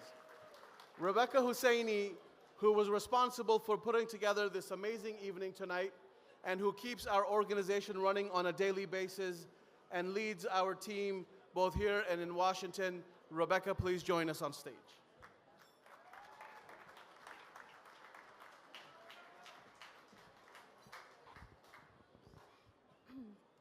Assalamu alaikum, everyone. I hope that you have enjoyed our program and our speakers and, of course, the food thus far. It is an absolute honor to stand before you today, not only as a member of the Muslim Public Affairs Council team, but as someone whose path to Islam and advocating for this community was far from traditional. When people ask what brought me here, I think of the courage of those who refuse to stay silent in the face of injustice. Their faith, their strength, and their unwavering commitment to what is right are what led me to this work and continues to inspire me every day. As a little girl growing up in small-town rural America, far removed from the rich cultures, expressions of faith, and stories of resilience that shaped so many of you here tonight, I didn't know any Muslims. That little girl never heard about the families who nurture their children with love and devotion, who honor their parents in their old age, who welcome their neighbors like one of their own, who throughout history have contributed so much to society, who carry with them dreams for their children's future grounded in devotion, compassion, and dignity, even in the face of a world that too often sees them as less than. She also didn't hear about the oppressed, the displaced, or the silenced. I didn't understand the human cost of policies made in the comfortable war rooms of the powerful, the pain of lives lost, families torn apart, the courage of those who hold onto hope, or the steadfastness of those who turn pain into purpose. That is, until one day watching media coverage of the Iraq War, a single voice, the voice of a journalist, broke through the noise. A voice of truth, courage, and compassion that cut through the cold, detached reports of military might and strategy, and instead spoke of the suffering of the people, their lives shattered, the fear and loss of the families caught in its wake. That voice awakened in me a thirst to understand what the world so often tries to hide, the truth that power seeks to bury, the humanity behind the headlines, and I couldn't look away. From that moment on, I made a promise to myself to never stop seeking truth, to never accept the easy narrative, to never be content with the stories the world wants us to believe, but instead to search for the ones it works so hard to silence, and to teach my future children to stand unflinching in the light of the truth. That spark became a journey of truth that led me to discover a community of extraordinary beauty, a community of constancy and grace, a community that carries in its faith quietly but powerfully, a community that embodies resilience and humility, shining like a diamond refined by pressure, its brilliance made stronger by trials and by truth. Through this community, I learned that truth is not just something we speak, it's something we live. That truth is not just a moral act, but a divine one. It's written in acts of mercy, in the steadfastness of prayer, in the patience of those who endure with grace, and in the hearts of those who continue to believe when belief is tested. So what brings me here? God has brought me here through his infinite wisdom, guiding my path towards the light of understanding, because this gathering, this community, and this moment are all living proof of his truth. And that's why I'm so proud of MPAC, because this organization doesn't just speak the truth, it uplifts it. It stands on the front lines defending the ideals that make America strong. The First Amendment, the freedom of belief and expression, and the right to live with dignity, without fear or prejudice. MPAC builds bridges, not walls, uniting diverse faith communities to confront hatred and division with shared purpose and hope. Through its work empowering students and young leaders, MPAC helps shapes a generation ready to contribute to this nation, to their nation, with integrity, compassion, and faith. Through our work in Hollywood, we're redefining the story, showing that Muslims aren't just part of the conversation, they're driving culture, shaping perceptions, and sparking change. MPAC fights against Islamophobia, hatred, and division, not with anger, but with truth, with engagement, and with love of both faith and country. And tonight, I know that everyone in this room feels the same pride in what we're building together. It's remarkable how the power of a single voice can shift the way we see the world. The spark that once pierced the noise for me is the same spirit MPAC seeks to nurture every day. A spirit of truth, a spirit of shared humanity and faith translated into action. And that spirit of truth is why I'm so honored to introduce to you someone who lives that truth, who embodies courage against fear, defiance against injustice, humanity against convenience, in doing so reminding us all that truth in its purest form is an act of faith. Ladies and gentlemen, please turn your attention to a brief introduction video to retired Lieutenant Colonel Anthony Aguilar.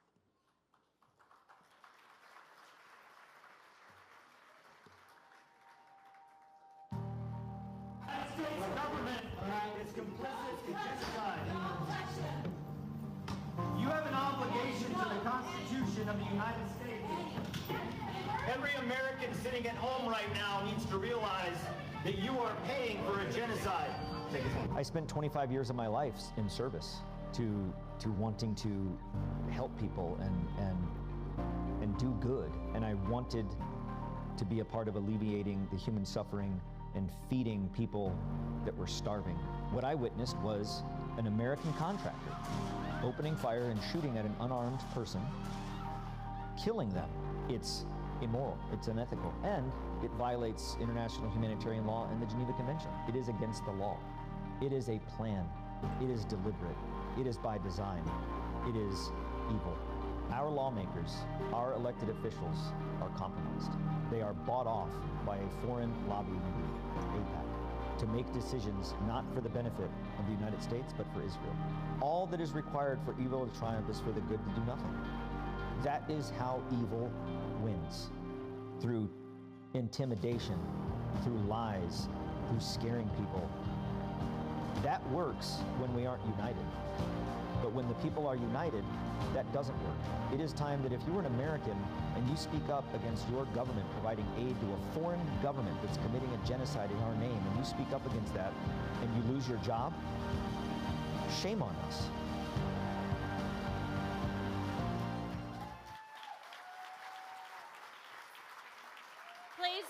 Please join me in welcoming retired Lieutenant Colonel Anthony Aguilar, a man whose moral courage reminds us what it truly means to serve. Colonel Aguilar's story is one of integrity and conscience. When he learned of the Gaza Humanitarian Foundation's cruelty and abuse of Palestinians at humanitarian aid sites that were meant to bring relief and hope, he could not remain silent. Guided by the values and his belief in justice and human dignity, he chose to tell the truth, even when doing so came at great personal risk. Despite threats and mounting pressure, he stepped forward and testified before Senator Chris Van Hollen, exposing the human rights violations and moral failures he had witnessed firsthand. Tonight, we honor that courage and the strength it takes to stand up for what is right, even when it is difficult to do so. Ladies and gentlemen, please join me in welcoming Lieutenant Colonel Anthony Aguilar.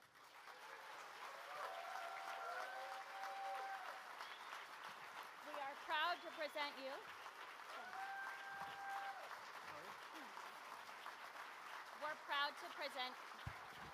We're proud to present you with the Empowering Voices Award in recognition of your bravery, compassion, and unwavering commitment to truth and integrity.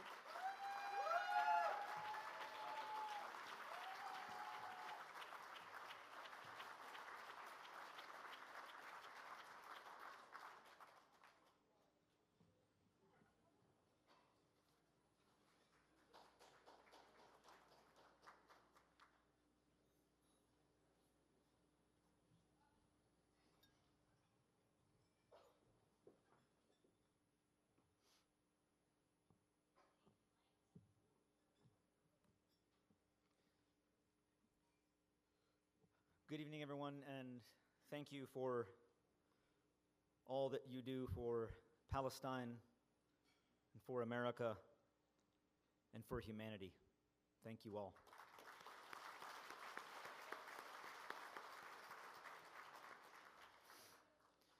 I am truly, truly honored and I am humbled for this recognition, but more importantly, to be here this evening amongst patriotic Americans who stand on American values and American principles.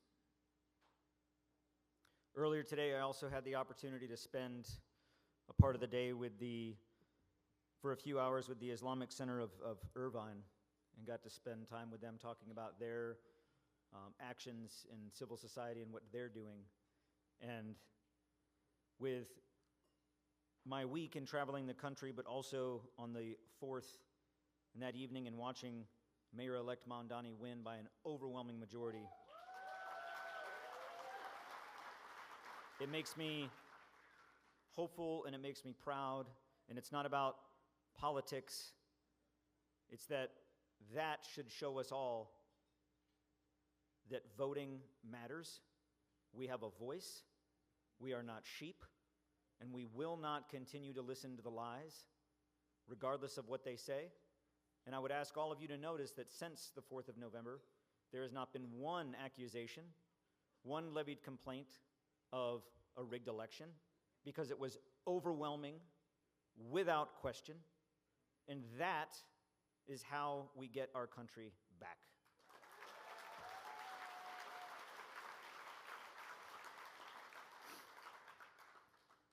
I always enjoy speaking in person and meeting such wonderful people across our nation. It also goes to disprove some of the debunking, or it goes to debunk, I guess if the kids say, that I'm not AI or a robot. I am a real person. I was not developed by Hamas or by some terrorist organization to come and speak to America to try to get them to turn their back on Israel. Israel has done a good enough job of that themselves. And to echo what Mr. Mariotti said earlier this evening, in that against all accusations against me that have been levied toward me, speaking out against a genocide, foreign meddling in our government, tyranny and evil that I've seen in Gaza and the occupied Palestinian territories, that I nor we are not terrorist sympathizers, nor unpatriotic. And yes, to those that have said out there that I am not, I am also an American citizen. I was born here. Some have said that I am not. It's incredible. Served in the Army for 25 years, and yet my citizenship is questioned. What I will say is that we are not cowards. We are patriots. We are proud Americans. And to say or to assume anything or insinuate otherwise is nothing more than racist, bigotry, prejudice. It is Islamophobia. It is truthophobia.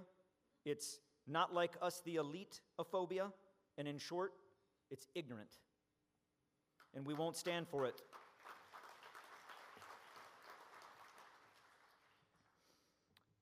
Could you please bring up the map?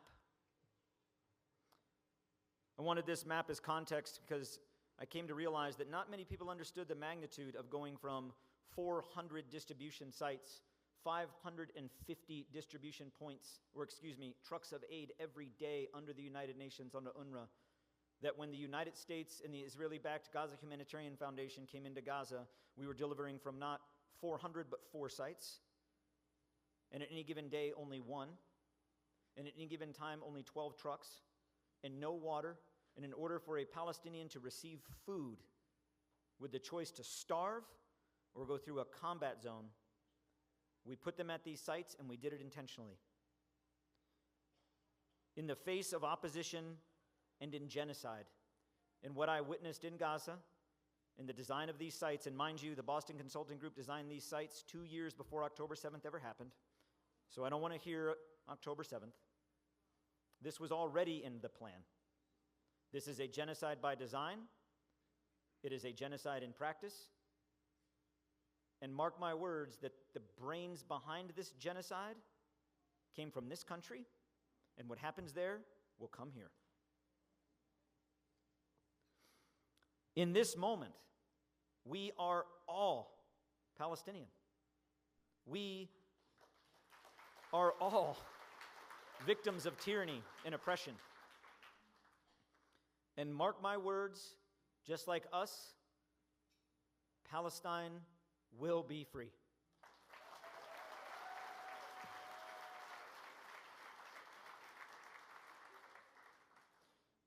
A day is coming, and as Martin Luther King once said, injustice anywhere is a threat to justice everywhere. And that true peace is not merely the absence of oppression and violence, it is the presence of justice. And to the regime, to our presidency, to our administration that is involved, to those that have allowed this to happen, justice is upon us, and it will come, and it's here. We can see it every day as Western media are now allowed back into Gaza. We will see it. To President Trump and to Secretary Rubio, to Ambassador Huckabee, to Mr. Kushner, and to Prime Minister Milikowski, this is not a time for petty politics, post-conflict, nepotistic, neo-colonialism, like the Gaza Riviera, or the real estate of Gaza, or the next Gaza Lago. There is a mindless menace of hate and violence in our world. We not only accept it in the occupied Palestinian territory in the West Bank and in Gaza, we accept it here in full view and consciousness of the world, all over the world. Occupation and oppression. It stains who we are as a people. It stains our lives. It stains the lives of Palestinians. And it stains our humanity. Mark my words, I have witnessed it with my own eyes. I have seen it. It is not only by definition, it is in reality. It is a genocide. It is ethnic cleansing. Is it an attempt at cultural erasure? Starvation. Weaponized aid. If you look at that map, all of that red is what still remains and will remain under Israeli occupation. That doesn't look very free or ceasefire or peace and prosperity to me. What that looks like is another lie. And those of you that have been watching the news and you hear about the yellow line, well, that yellow line that traces that area between the red and the white pushes forward every day. And anybody that crosses that yellow line is killed. Woman, child, man or woman, old or young. That is not a ceasefire. We are simply waiting for the continuation of the genocide. And if Israel does not drop one more bomb, the starvation, the famine, the disease, the exposure to the elements will kill thousands. It's the truth.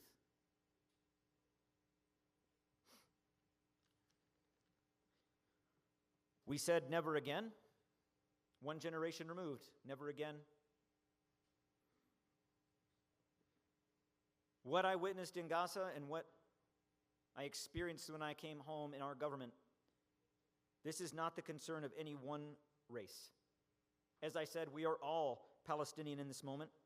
The victims of this genocide, of this violence, of violations of international human law and of humanity, the victims are not just brown, black, or white, or Muslim, or Christian, or Jew, or man, or woman, adult, or child, famous or unknown, and more importantly, we are all human beings. We are all Palestinians because we are all the victims if we allow this to continue and we allow it to go unanswered.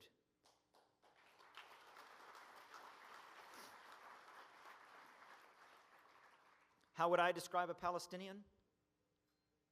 Loved, needed, wanted, cherished, deep culture and history. It took me a lot to come around to wearing this keffiyeh. It's very important to me. It's from Bethlehem.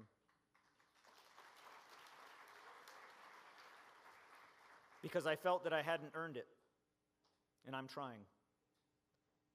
And this award, and for this person, I wanted to show really quick before I come off stage this picture of Basma. This young girl, when she came to distribution site number 3, that was the one nearest Khan Yunis on that map that I previously showed, and when she showed up, there was no food left on the site. No food left. And she showed up with her purple backpack. She was there on behalf of her family to get food. And she came up to me and another contractor, and she said, "Where's the food?" And I said, "We don't have any more, and I'm sorry." We had this box of cookies that we had purchased to give to some of the children because they came many miles without anything to eat. They were caloric deficient. And I gave her this package of cookies, and she ripped it open, and she started handing them out to other children. And there was a box that I had, and she said, "Give me another one." And I gave it to her. She handed it out. She said, "Give me another one." And I gave her another one, and she handed them out. There was one left, and I said, "There aren't many left." And she said, "If you're not going to feed my people, then I will."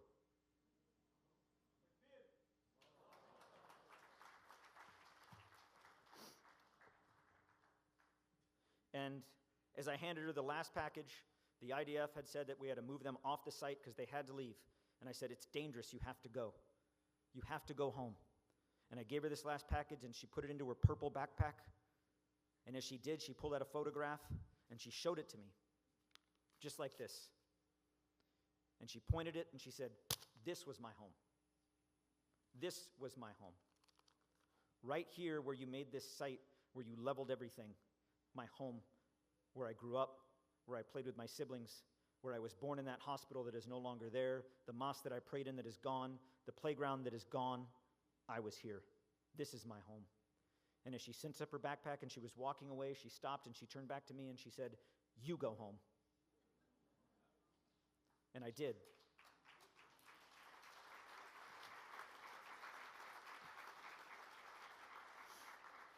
I'll end by this in saying that we must free ourselves from AIPAC. We must free ourselves from hate and foreign control. This is not about a religion, it is about hatred. We the people. Remember that. We the people have a voice. In this country, we do not accept kings. We do not honor queens. No petulance, nor tyrants, nor dictator. We the people have the power. One, we must use it.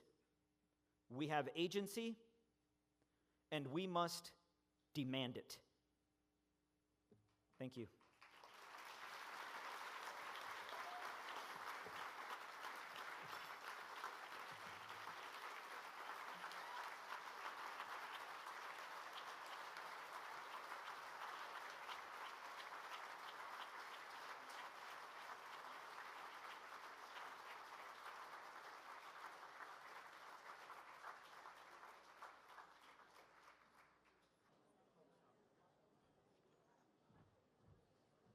Assalamu alaikum, everyone. Thank you again, Colonel Aguilar, for those inspirational words, for your bravery, for your courage, and for everything that you do on a daily basis to remind us that Gaza should not be forgotten, that it is the moral issue of our time. And we will continue to make sure we raise your voice as you've raised the voices of the children of Gaza. And now I want to introduce someone who I deeply, deeply respect. And I'm honored to call a friend, someone who I've watched journey through the highest levels of government in his country with principle, with integrity, with a conscience. Someone who has been kind and generous enough to give us the past 5 days of his life to tour the country, starting from Washington, D.C., to Chicago, to Phoenix, and now to California. And I'm going to have to read a little bit about his bio because you know, to understand him, you have to understand his journey. But I'll start with something that he's told me a few times now. The first thing is that in this 20-year journey of his of politics, he started as an intern, and 20 years later, he became the head of nation of his country. Hamza Yusuf is the former First Minister of Scotland and a trailblazing public servant whose career has been defined by breaking barriers and championing justice, inclusion, and democratic values. Born and raised in Glasgow to Pakistani immigrant parents, he became the first Muslim and first person of color to serve as Scotland's head of government. More than a decade in public life, he held key ministerial roles, including Cabinet Secretary for Justice, Cabinet Secretary for Health, where he worked to strengthen community cohesion, and he was Cabinet Secretary. He was the Minister of Secretary during COVID, by the way. So that was a feat. But he has been a true champion of the vulnerable, of minority communities, and we became the first minister. That's what he did in office while the genocide was happening. And of course, he is personally connected to Palestine and to Gaza as well. I want to welcome the former First Minister of Scotland, His Excellency Hamza Yusuf.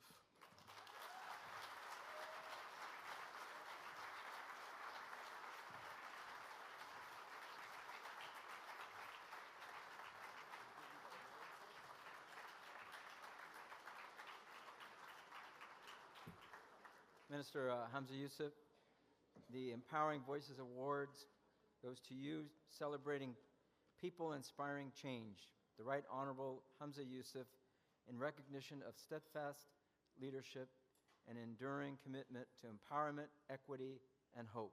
November 9, 2025, Los Angeles, California.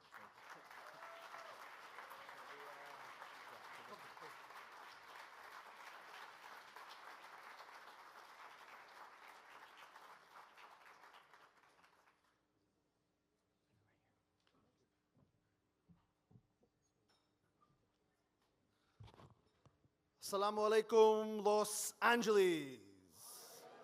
Wow, it's rubbish. I traveled 6,000 miles for that. Assalamu alaikum, Los Angeles. Yeah. Acha, okay. Hunroti kakeai. Now they've come, they've eaten something. Good. Lovely to see you, and what a pleasure and what a great honor it is to be at MPAC's Benefit Gala Dinner 2025. It has been an inspirational evening. Let me just mention a couple of things before I get into the substance of what I want to talk to you about today. First of all, can we give it up again for Ibrahim and Elam, the two students you heard from earlier today? I can tell you, if they are your future is bright. Strength, integrity, moral clarity, and sharp and bloody good dressers. They dress really well. If that is your future, alhamdulillah. And again, please, let's give it up for the incredibly courageous retired Colonel Lieutenant Anthony Aguilar again.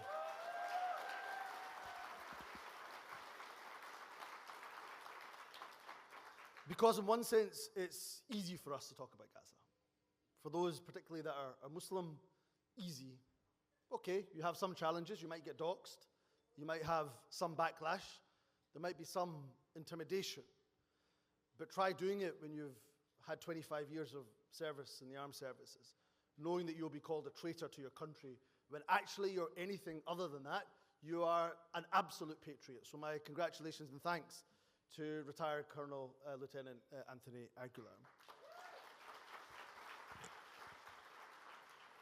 Friends, as Harris was saying, I've been in the US for 5 days, 4 states in 5 days.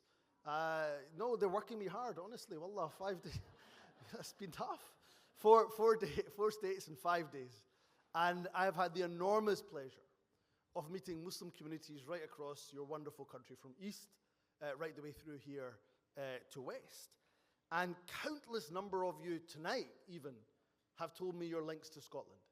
I've met people here who have children studying in Scotland. I've met people who themselves studied in Scotland, who've worked in Scotland, who's traveled to Scotland. Some of you have visited on holiday. You've seen our beautiful highlands. You've seen our ancient cities. Some of you tell me you might have even spotted the Loch Ness Monster. And all of your wonderful tales of Scotland remind me of a very important and truthful saying in my country, that there are 2 types of people in the world: Scots and those who want to be Scottish. And the third category, of course, those that don't have any ambition whatsoever, but khair, we'll leave them to the side. And this is the very last stop on the US tour, but they do say you should leave the best to last. That was cheap, wasn't it? Yeah, I know. And over the last few days, I have gone, as Harris has said, from the dizzying heights of Capitol Hill to the plummeting to the depths of the bottom of a deep pan pizza in Chicago. And I have to say, as a Scotsman, for the nation that invented deep-fried Mars bar, I looked at your Chicago deep pan pizza and thought to myself, my God, that is excessive. It really is excessive. And now, of course, we're here in Los Angeles, and it's my first time. Certainly will not be my last time. A wonderful time we've had already in Los Angeles. And you don't have to scratch too much beneath the surface to find the tartan underneath the Hollywood sign, because there's lots of Scottish roots, wonderful Scottish actors and directors and so on that have come from and living in Los Angeles. But the bonds between our 2 nations go much deeper than just individual cities. America and Scotland share bonds that go back not just decades, centuries, in fact.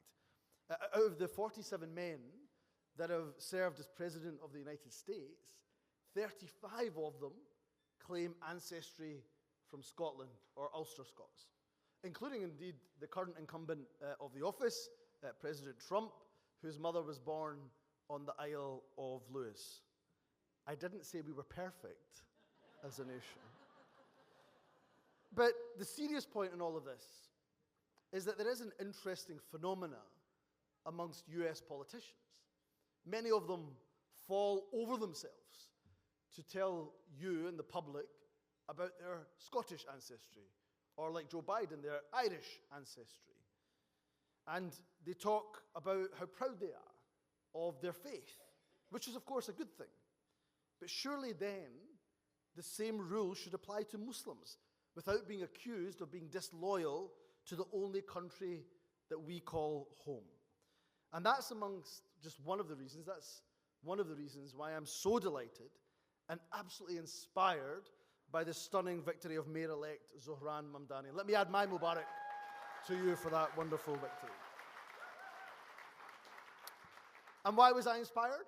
Of course, an energetic campaign, a relentlessly positive campaign across the city of New York. But you know what?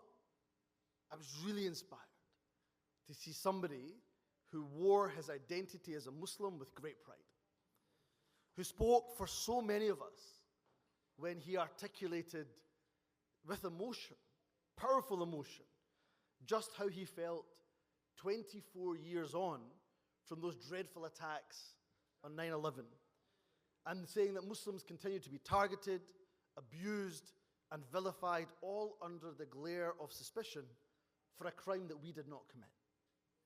And I think therein lies the first lesson for us. Be unapologetic about who you are. Be unapologetic about being Muslim. Be proud of your identity as an American Muslim. You see, Muslims are not being hosted here in America. You, the Muslim community, are building America. So if you're ashamed, if you try to hide who you are, don't expect anybody else to respect you, let alone stand up for you. And I have to say, as well as being inspired by Zohran's wonderful campaign, I've been watching from the other side of the Atlantic with horror how awful and vile the Islamophobic campaign against him has been. They've attacked him for what he eats and how he eats. How can this guy eat with his hands? He must come from a backwards foreign culture, say the same people who stuff their face with pizza, burgers, and hot dogs. And what makes these attacks more abhorrent, in my opinion, is they don't just come from anonymous keyboard warriors who sit in their mum's basement typing out tweets or X posts. They come from some of the most senior politicians, businessmen, entrepreneurs, and media commentators in America. A jihadi communist, wrote Senator Ted Cruz. Let's look past the fact that it's impossible to be jihadi communist. Communism represses religion, but nonetheless, let's put that stupidity to the side. And then there was Mamdani's scandal-ridden opponent, Andrew Cuomo, who, of course, was no better when he lengthened and darkened Mamdani's beard. Can you imagine if a candidate in an election lengthened the nose of a Jewish election rival? There would rightly not just be an outcry, it would be the nail in the political coffin of that election candidate. And rightly so, but not so when it comes to Islamophobia. We live in a world, I'm afraid, where Muslims are simply fair game. So despite this barrage of negativity and hatred, I was so proud to see him prevail. My only complaint, I must say publicly, and I must get this off my chest, my only complaint about Zohran is that he speaks far better Urdu than me. Listen, I was not the only one here whose Asian mum was sending them over WhatsApp that Zohran campaign, Bollywood-style campaign video, and saying, why can you not speak as nice Urdu as Zohran, beta? So that's my only complaint. But look, on a more serious note, virtually every single Muslim who has stood for public office in the West has faced the same anti-Muslim tropes: jihadist, terrorist, Islamist, whether it's here in the United States or across the Atlantic in the United Kingdom. Each and every single one of us who've stood for public office have been accused of being terrorist sympathizers, or a fifth columnist in our countries, loyal to another country that isn't our home. And we can witness in plain sight what I like to call the phenomena of Schrodinger's racist. So Schrodinger's racist demands, on the one hand, you Muslims should integrate. You got to integrate more. You don't do enough to integrate. So then we take part in elections, which is the ultimate expression of integration in a democratic election. And because we're so wonderfully charismatic and popular, we win those elections. And then the same bigots on the other hand say, you've infiltrated our society. It's almost, ladies and gentlemen, as though they have an ulterior motive. So I'm delighted, I have to say, that we have Muslim mayors in both London and New York.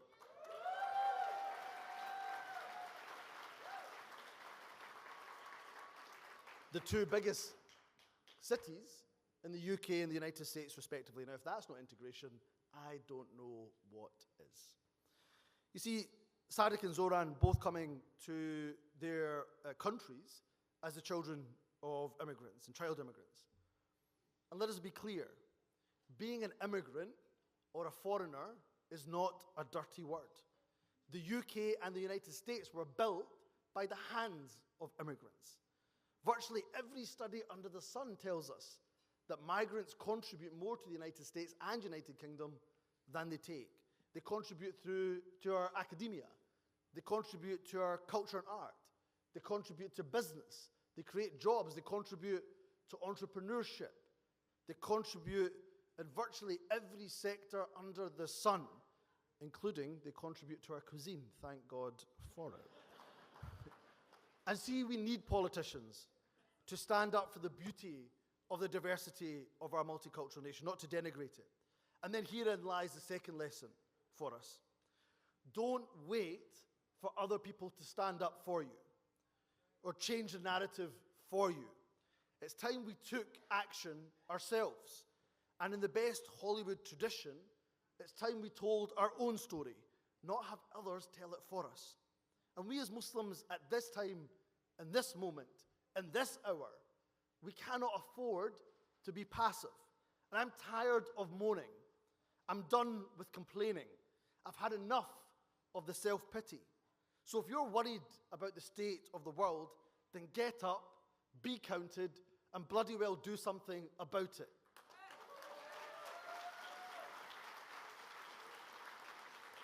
Because surely the lesson from Mamdani and others is to mobilize, organize, and use that God-given talent you've been blessed with to change our condition. And that's why the work of MPAC is so important. You see, they're not just theorizing about the challenges we face. They're not just writing academic papers, although they're doing that too. They're on the ground doing the hard work, and I saw that firsthand in Capitol Hill, when these guys were doing the hard yards with representatives, for example, in the Foreign Relations Committee. I don't see anybody else who spent decades making these connections in the corridors of power, cultivating those relationships with access in the way and respect in the way that MPAC does in Congress. When your First Amendment rights, like Ibrahim and Elam's, were under attack, when they're torn to shreds, who's defending you? It's MPAC. Who's taking on the Islamophobes who are doxing your address and trying to get you fired from your workplace? It's MPAC. Who's working with Hollywood, with Netflix, with Hulu, with Disney to ensure a more accurate and positive portrayal of Muslims? It's MPAC. So, this is why I've traveled to come here, is to say we need to get behind their efforts, not just with warm words, yes, we should give them praise, but by giving them what we can, your time, your effort, and yes, your money too. You see, this isn't just about the battle of injustice at home. It's about tackling hatred wherever it rears its ugly head. If we don't confront it, it runs rampant. And the dehumanization of a population, if it goes unchecked, the consequences are devastating. Just look at what is the worst crime of the 21st century, the genocide in Gaza. With the dehumanization of an entire population has led to the murder and killing of 20,000 children. more than 70,000 people in Gaza have been killed. That's probably an underestimate, with the UN estimating 70% are women and children. Every single hospital in Gaza bombed, every school bombed, refugee camps bombed, UN facilities bombed, water infrastructure bombed. Media personnel, including journalists, have been killed in Gaza, more of them in Gaza, than in every other conflict since World War II combined. Combined. And all of this is happening in plain sight. You see, the battle for justice is not just fought at the ballot box. It's fought where the world's conscience is breaking. And you have to ask yourself, as a Muslim community, as a global Muslim community, how can we have people in power and elected office and yet be so weak and powerless? When President Trump traveled to the Gulf, his first foreign visit in his second term, he was promised $1 trillion of investment, even gifted a plane. And yet across the border, we couldn't get one single loaf of bread to the starving people of Gaza. I pray that God lets me live long enough to see every single one of those who are guilty and complicit of such crimes be tried at The Hague, thrown into a jail cell, and rot for the rest of their lives.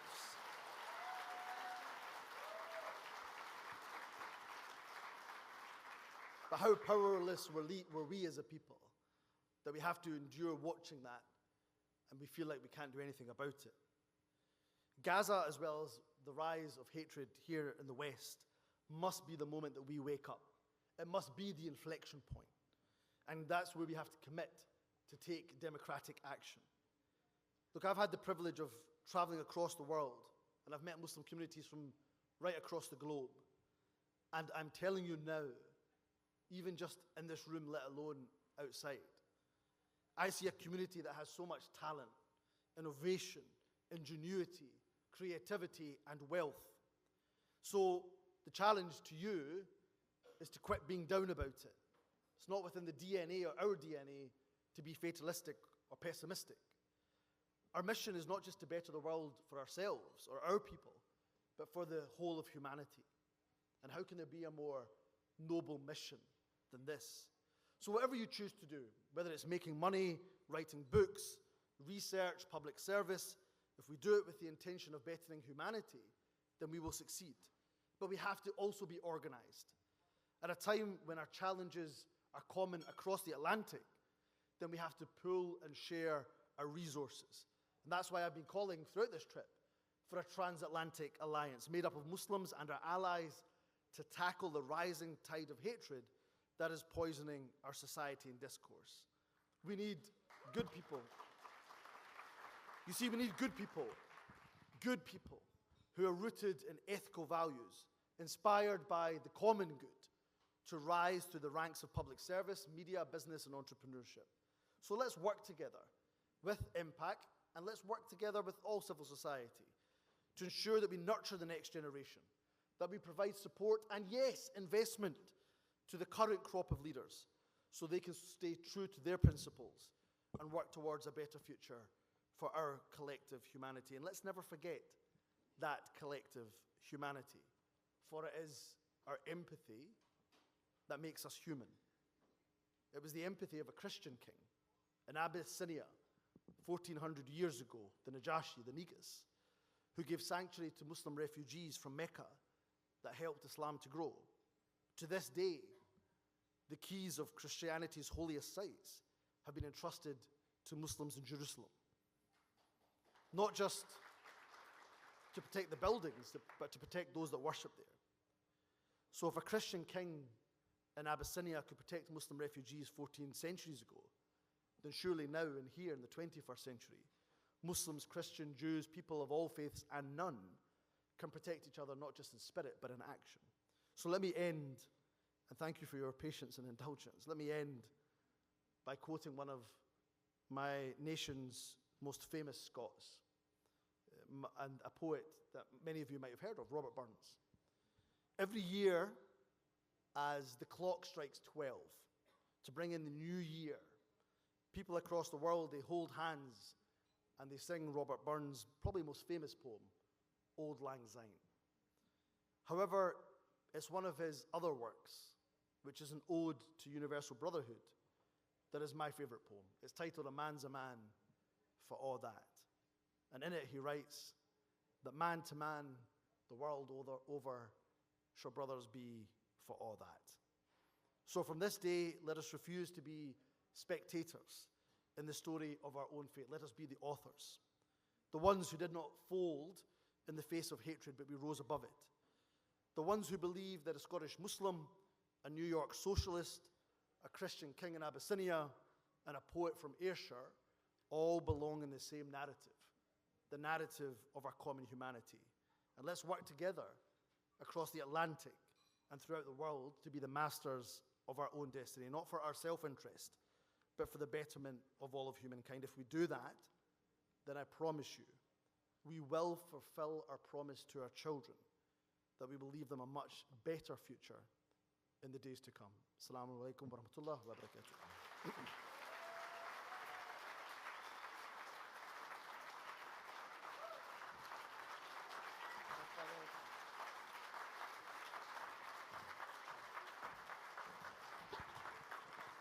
We will have a quick Q&A, about 2 to 3 questions between our President Salam and the First Minister.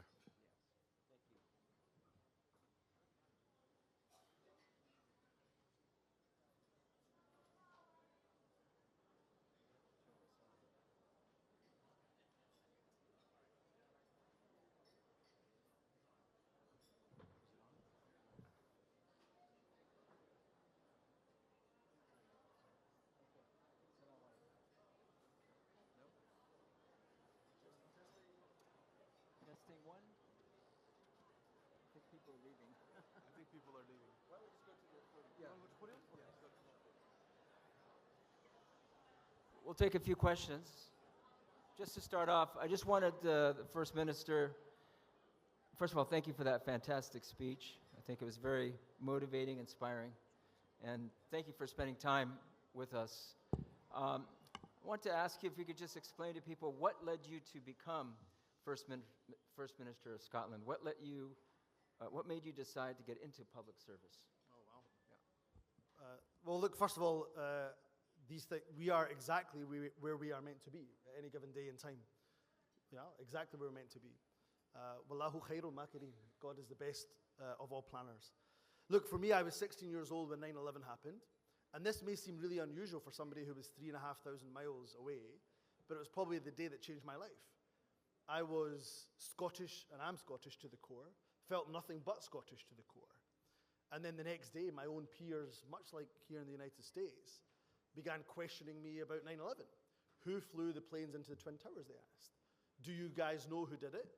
Why do Muslims hate America? And of course, I had no more knowledge to the questions than they did. So I began watching the news, began getting interested. And one day when I was ranting at the television, my father said to me, instead of complaining about it, why don't you do something about it? So I decided to do something about it. And I studied politics with the intention of getting involved in politics. And my father's advice throughout that time, and from the very beginning actually, was so long as you keep your intention clear, son, you'll make plenty of mistakes, we all do. He's an accountant, so sometimes the balance sheet doesn't balance, right? We all make mistakes. He said, your journey will be long, inshallah. You'll make mistakes, you'll go 1 step forward, maybe 2 steps back. But if you keep your intention clean, and again, that comes from our faith, and a deep-rooted faith, inna a'mala binniyat, keep that intention clear, and then you will serve your community and your country well. So by the grace of God, I can testify I've made plenty of mistakes along the way, but I hope I've kept that intention clear and been able to make some difference both at home, but possibly across the world too, inshallah.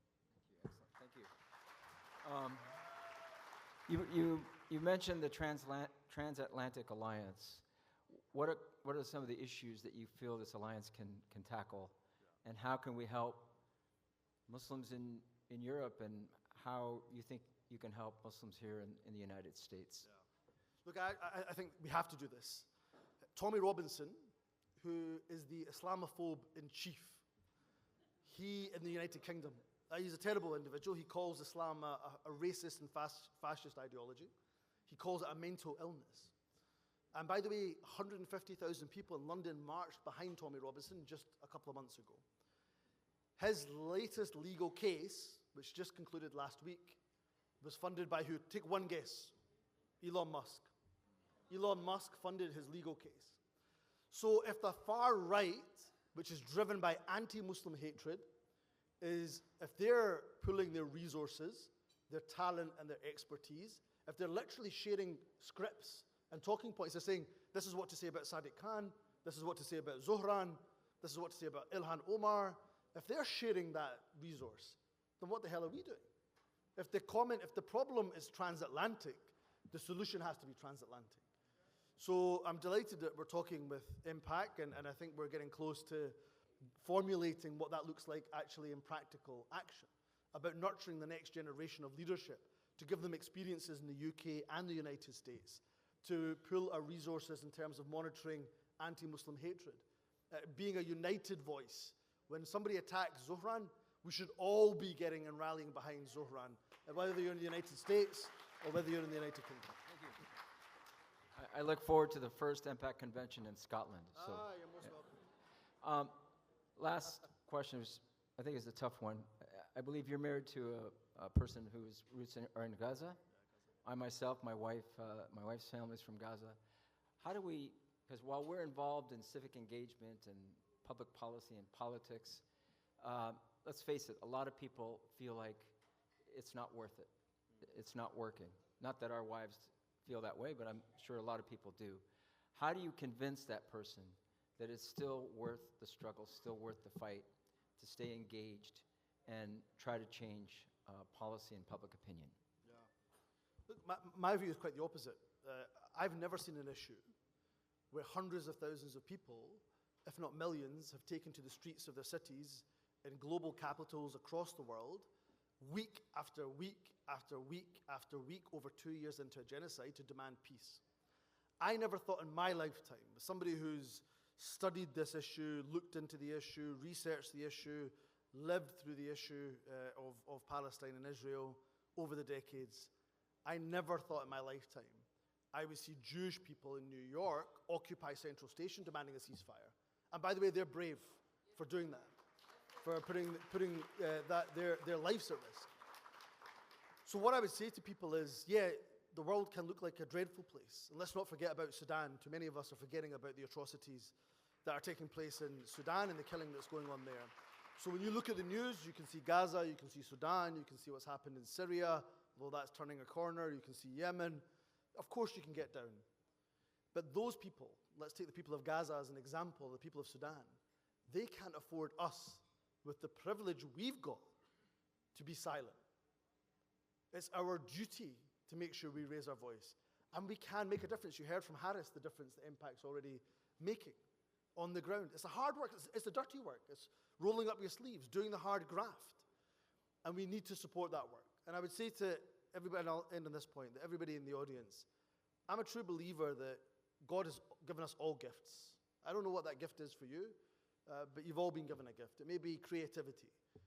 You may be a wonderful communicator, orator. You may be a wonderful academic and intellectual. You may be a wonderful, incredible entrepreneur. Everything you touch turns to gold. Whatever your gift is, we have to use it in service of this mission, of bettering not just ourselves, but bettering humanity. And if you can, I would ask that you're able to support MPAC's efforts as much as you possibly can for the betterment not just of Muslims here in America, but what is good for Muslims in America is certainly good for every American that lives in all of the states in the United States of America. Thank you very much, First Minister. Thank you very much, Colonel. I want to thank, this has been one of the best programs we ever had for the Muslim Public Affairs Council. I don't know how we're going to top it next year. And to our staff, all staff that really made this possible, everybody please come on stage. I want to thank our staff that really did the hard work, not only here in Washington, but here in Los Angeles.